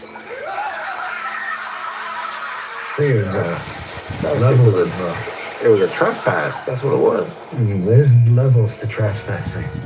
Yeah, there's permitted areas and not permitted areas. She was in a permitted area. It's where's Nancy Pelosi's office so we can cut out her hand level of trespassing. She was great. That's the problem with being a public servant, bro. You're in the public. That's insane. That's some insane. That's some. Y'all are crazy, bro. Same way, like, you know, police dying, it comes with the territory, you know? You sign up for the job. Absolutely, but if you're looking at all of the cases of sedition that has been, like, by the federal judges, been basically dismissed, even the Oath Keepers dismissed, all these cases have been dismissed because the Department of Justice overcharged. They had like 1,500 charges of obstruction that was like an overreach where the Supreme Court slapped them in the hand. I think it was called white privilege. No, it was called Joe Biden's justice, right? Yeah. Like you shouldn't be rewarded for like abusing it, and like if Trump got some, you know, some soldiers out there like violating people's rights, then he should be held accountable as well. Yeah. Donald Trump should be in jail for inciting a riot. He didn't incite a riot. Well, he did if you take the perfectly edited statement of his speech where he says, "Fight like hell." And then that's all they want you to read. He said the same thing after he got shot. Bro, I got lied to right now. I was told Really? there was Gatorade Zero outside, and there's no Gatorade Zero outside. This is fucking crazy. Dude, I bought a tub of 9 gallons worth of Gatorade fucking powder. I think it's like Glacier or like Arctic Freeze or something. That's just one of the best investments I ever Why do made. you guys like Gatorade? It shouldn't be Because it hydrates you. It's not just that. It's not like like water. Yeah, but it tastes good. it's like having fucking It doesn't like taste soda good. on tap. Yep. Yeah, With it's the powder. disgusting. I don't understand it. Like you guys have very low standards. Especially when you have like a really cold bottle of water or something. You guys drink Mountain Dew? I'm assuming. Oh hell no! Gatorade's my threshold right there. That's the worst thing I'll ever drink. Right. Well, Anybody Gatorade. that says they Yeah. drink Mountain Right. Dew, like I don't I don't drink anything even else. want to be their friend. Wait, you're saying good or bad? I was confused. No, like that's the closest that I would ever get to like a flavored drink. I use. Oh yeah. yeah. You have the powdered shit. It's like mad cost effective. No, I'm sponsored by this company called Noon tablets. So. Oh, so you do the tablets in the water. Is it like fizzy? Like, is it carbonated? Slightly, yeah. I feel like the tablets are like more. I feel like they taste like salty for some reason. That's why I'm always hesitant. Like There is a sachets and the- chalkiness to. Oh yeah, because it has salt in it. Or it has sodium in it. Yeah. No, but even the powder has sodium in it. But it's like I don't know. Like I haven't for tried them these- though. So Yeah, for the tablets, it's 1%, or not 1%, but 1 gram of sugar. What it has in it. You guys don't just like water, you know? Of course. Yeah, you Like can regular you can walk and chew gum. Water's good. Can you? I burp every time I do that. You need extra hydration sometimes. Hey, do you guys believe in that hype about the branched chain amino acid joint? For the Which power? one? You know the branched chain amino acids? BCAAs. BCAAs. Yeah, yep. What about them? Do you guys use them? Nah. I think Incan does. I kind of like them just because of the flavor, because it kind of spiced up the drink of the lemon juice and the electrolyte tablets. It's like intra workout, isn't it? Yep, it's like during your workout, yeah. Dude, do you guys remember beta alanine? Yeah. Yeah, Isn't that in all in a lot of the health, like the what do you call it? The drinks, the canned drinks. Energy Like the drinks energy or drinks, yeah, pre-workout? the energy drinks, yeah. Yeah. Like the Well, C4s and shit? Yeah, it's in the pre-workouts. It's supposed to be like for endurance or something like that, but it gives you that tingling. Yeah, it's the Yeah. it makes you. It's supposed to help you with soreness, like lactic acid production is decreased. I hated that shit on BCAAs. Then only one candidate is Wait, it kind of like gives you that sense of, oh, it's working. Yeah, but that itch is weird. Yeah. You know the only like, so I like it's a welcome distraction because it's tasty. So I like Monster for that reason. But the only real thing I could say it helps in terms of like functionally when it comes to training is it suppresses hunger for me. Like I can train fasted, just down a fucking Monster, and I'm not really hungry while I'm training. Have you tried straight caffeine instead of all the fucking chlorine and fucking additives? From what, for instance? I do a quad shot right before I go lift weights or do Like cardio coffee, or you mean? anything. Yeah. I don't like coffee. No, I don't take pre-workouts and energy drinks because I drink so much coffee throughout the day that when I take the pre-workout, it just I don't really drink coffee, so I can't do the caffeine, bro, because it kind of I've been kind of, you know how it's supposed to constrict your blood vessels or whatever. Mm-hmm. And I'm looking for like the nitric oxide, like blood vessel dilation. That's what I'm looking for. What does that mean? Like like what's the reason or what no, like caffeine gets me kind of hyper where I can't like calm down like before every lift. You know what I mean? Like I don't like to be rushed. I don't like my heart rate to be rushed. You know what I mean? I like to go at the weights at a calm pace. Gives you like a head high for me. Caffeine does. Yeah. Oh yeah. I do 12 shots by the time I'm at the gym. Right now, I just. all time. 5:45 for 3. Damn. Jesus Christ. Yeah, bro. I was a refrigerator, bro. Massive. So you didn't one rep you don't know your 1 rep maxes or? No, like back then, like lifting that type of weight, the 1 rep max really didn't make any sense. So that's just when I stopped at that point. That was the heaviest I ever got. How much did you weigh at the time? 370. Oh damn! My heaviest I was at 450. 150 kilos or something, 160 kilos. Yeah, at my heaviest I was almost 450. Wait, what? Yeah, that's how much I was. I was almost 450 at my Wait, heaviest. how much are you benching at 450? No, that was before I started like powerlifting and everything. Oh, okay. Oh, as in so you were big and then you started training. Yeah, we got down to 3. And then you started. Yeah. Okay. Got down to like it's 3. Crazy. It's crazy how like if you put on weight sometimes it's like what I'm trying to say is I think about how like right now I'm probably close to I'm at like the heaviest I've ever been, but just like I've been here before, yeah. But it wasn't like I didn't intentionally put on weight to get stronger.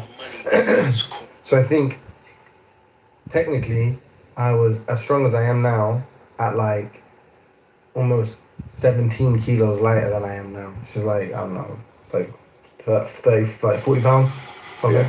Yeah. Imagine if imagine at the point where I was as strong as I am now, if I just intentionally put on 40 pounds of like, you know, Yeah. like a significant portion of it being muscle kind of thing. Yeah. You know what I'm saying?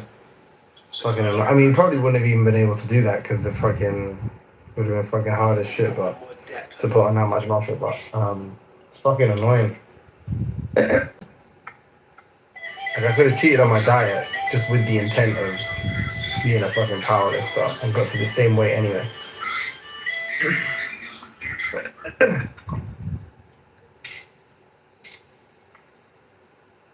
I love.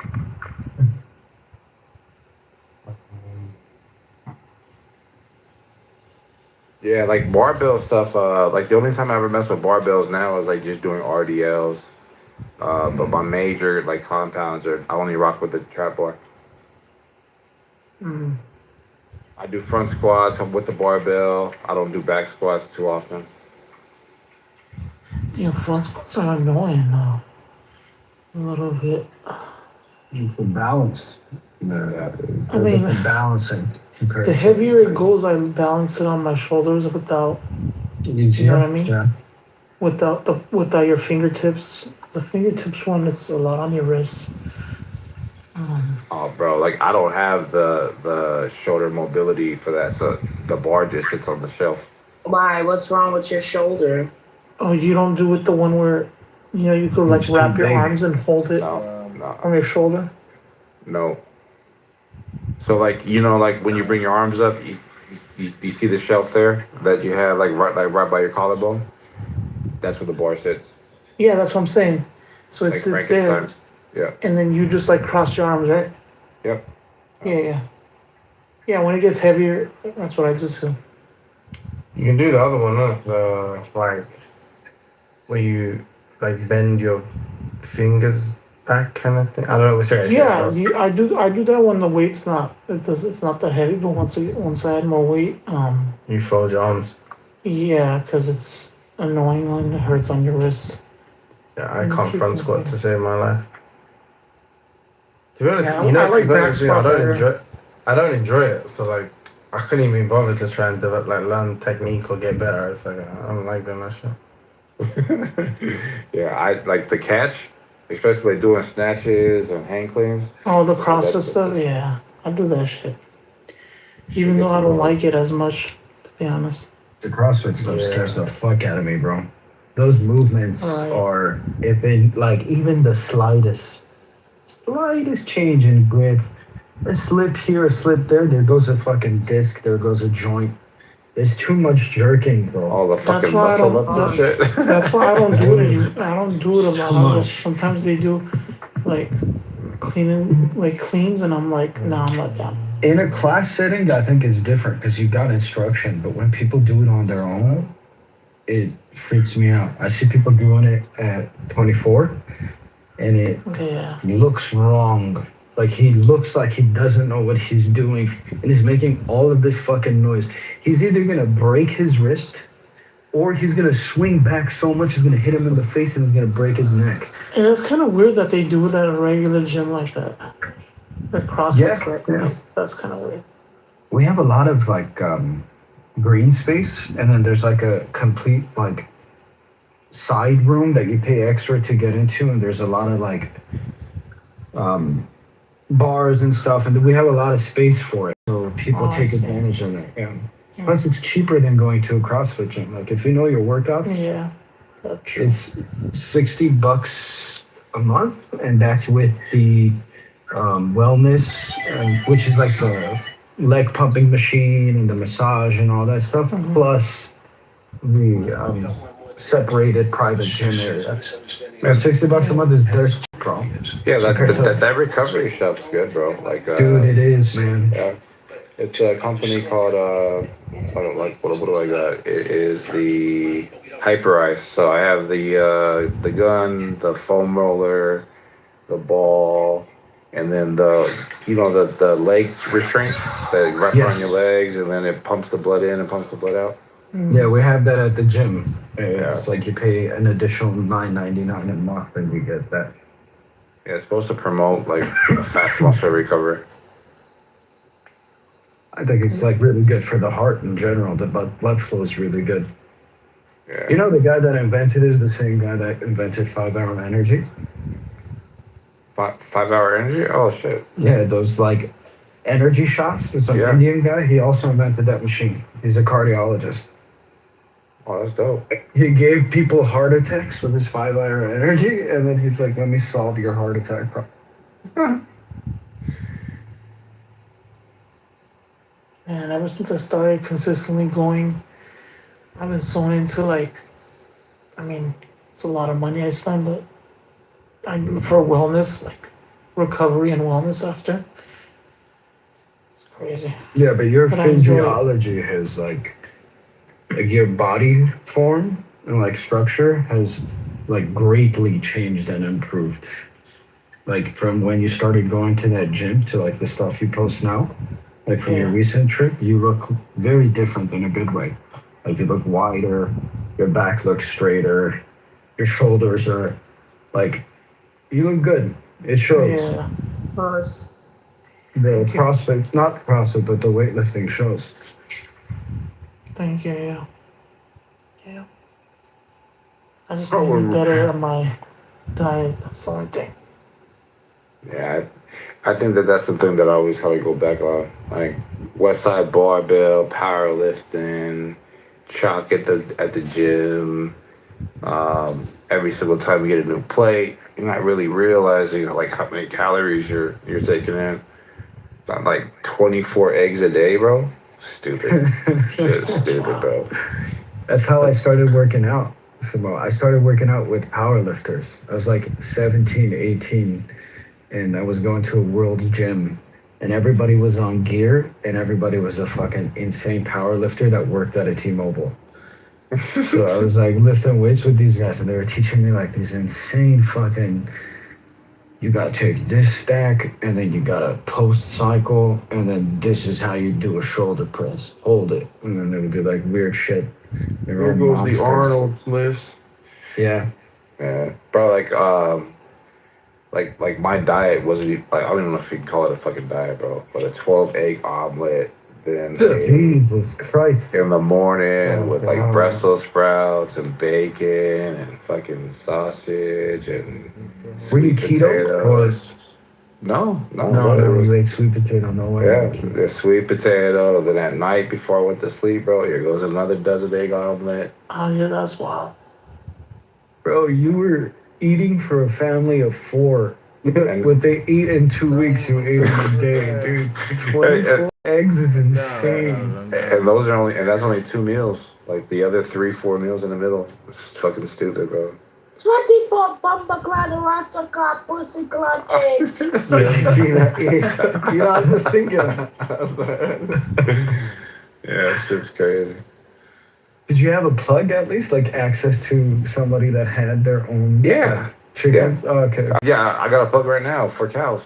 Right now. Because that shit's not financially feasible. Like 24 eggs a day from the supermarket, you're spending like... It's like eating a whole carton a day is crazy. On eggs a month.